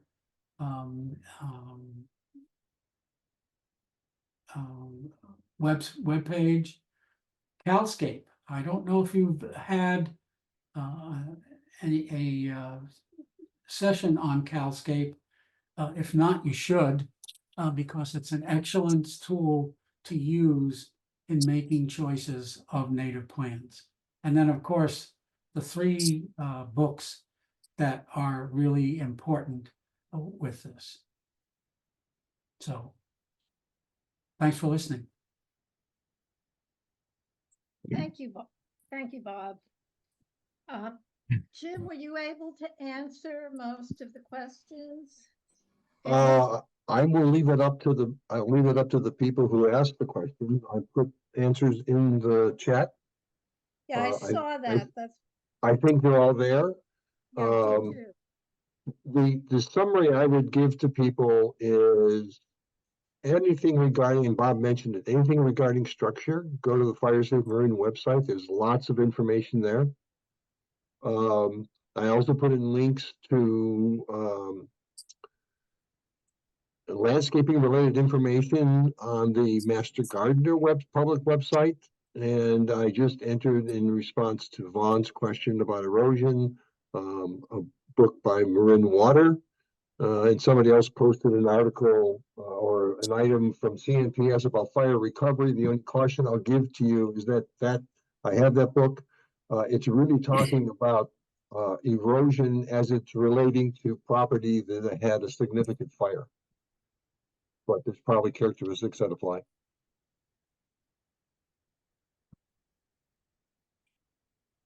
Okay. And Bob, can you stop sharing? I'm sorry. Can you, Bob, can you stop Yeah, sharing? no, I'm sorry. I forgot to do that. There you go. Don't be sorry. I want to thank Jim and Bob for doing this. It was very informative on my end. And the pictures, Bob, of the flowers and trees were gorgeous. Thank you.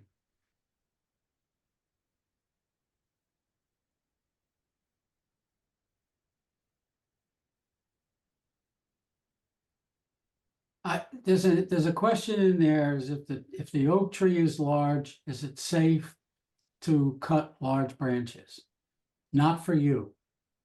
Get a certified arborist to do it.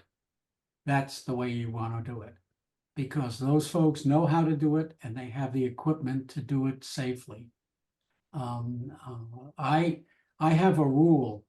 Anything over about 2 to 3 inches in diameter is not for me. It's for Frank, my certified arborist, who does a lot of work for me on trees. But I was we were doing the pruning guild showing today at the garden, and they had a large oak, and if they were saying you leave those large limbs alone, but then if they're hanging over a home structure in a fire area, I guess you just cut the limbs and hope that it doesn't expose a space that would allow for pests to come in and harm the tree. Yeah, I would say that if you can leave it alone, don't do it. I would have somebody who knows a lot more than I do about that as to whether or not that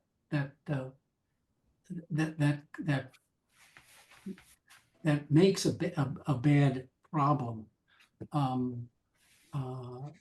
I have not had many of our oaks that had large limbs limbed up. I mean, to that area.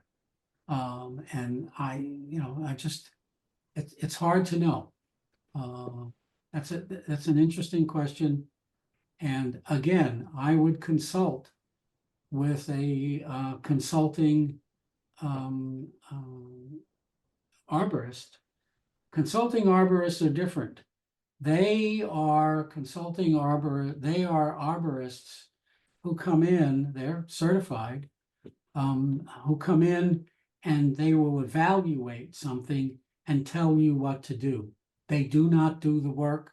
And so therefore, if you're concerned about somebody coming in and making a recommendation just to get the business, we can give you names of consulting arborists.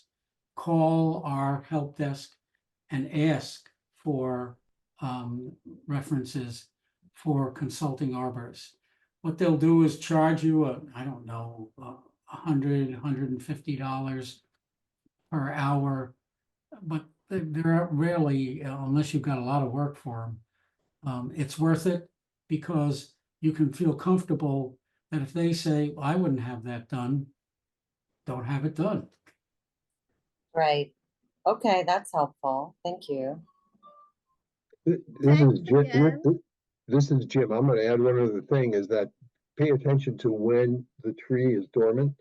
Oaks, California oaks are typically dormant in the summertime, which is when you'd want to go ahead and do the pruning. As it sounds contrary, because you look at a pine, it's the opposite. So the pines you would prune in the winter when it's cooler. That's also a factor. So understand the plants you're talking about. Hey, thank you again. As I said, it was really great. Thank you for taking the time to answer the questions. We really appreciate it. Again, we're going to say, how does today's topics fit with EFG? And you can do that when you get back to your place. Homework 11 is due next Wednesday. There's only 12 homeworks, so we're almost at the finish line. Class next week is going to be on Zoom, fruit trees, vegetables, and tomatoes. The final GPP project is due in 2 weeks. It should be finally posted on CT. I reminded Patrick a couple of times, so it should be there. The final exam will be posted the evening of April 4th after class. I want to remind everybody of the tomato market opportunities. I got a call from one of the co-leaders saying they really need help. He's requested your emails, and he will be sending you emails based on what they need, and it might be something that you would really enjoy doing. If you have any questions, I will stay on the line for a few minutes, and I am going to close the garden gate. And Melissa, there a couple of people have their hands up. okay, I will. I am. Hang on. For some reason, I am echoing. So can everybody mute themselves if they're still here?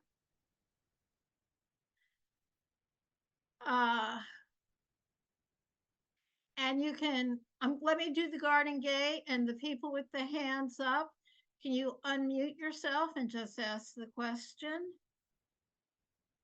Closing the garden gate. If our hopes of building a better and a safer world are to become more than wishful thinking, we will need the engagement of volunteers more than ever. And that was by Coffee Anand. And that is the end for me. And if you have questions, please unmute yourself and I will try to answer them.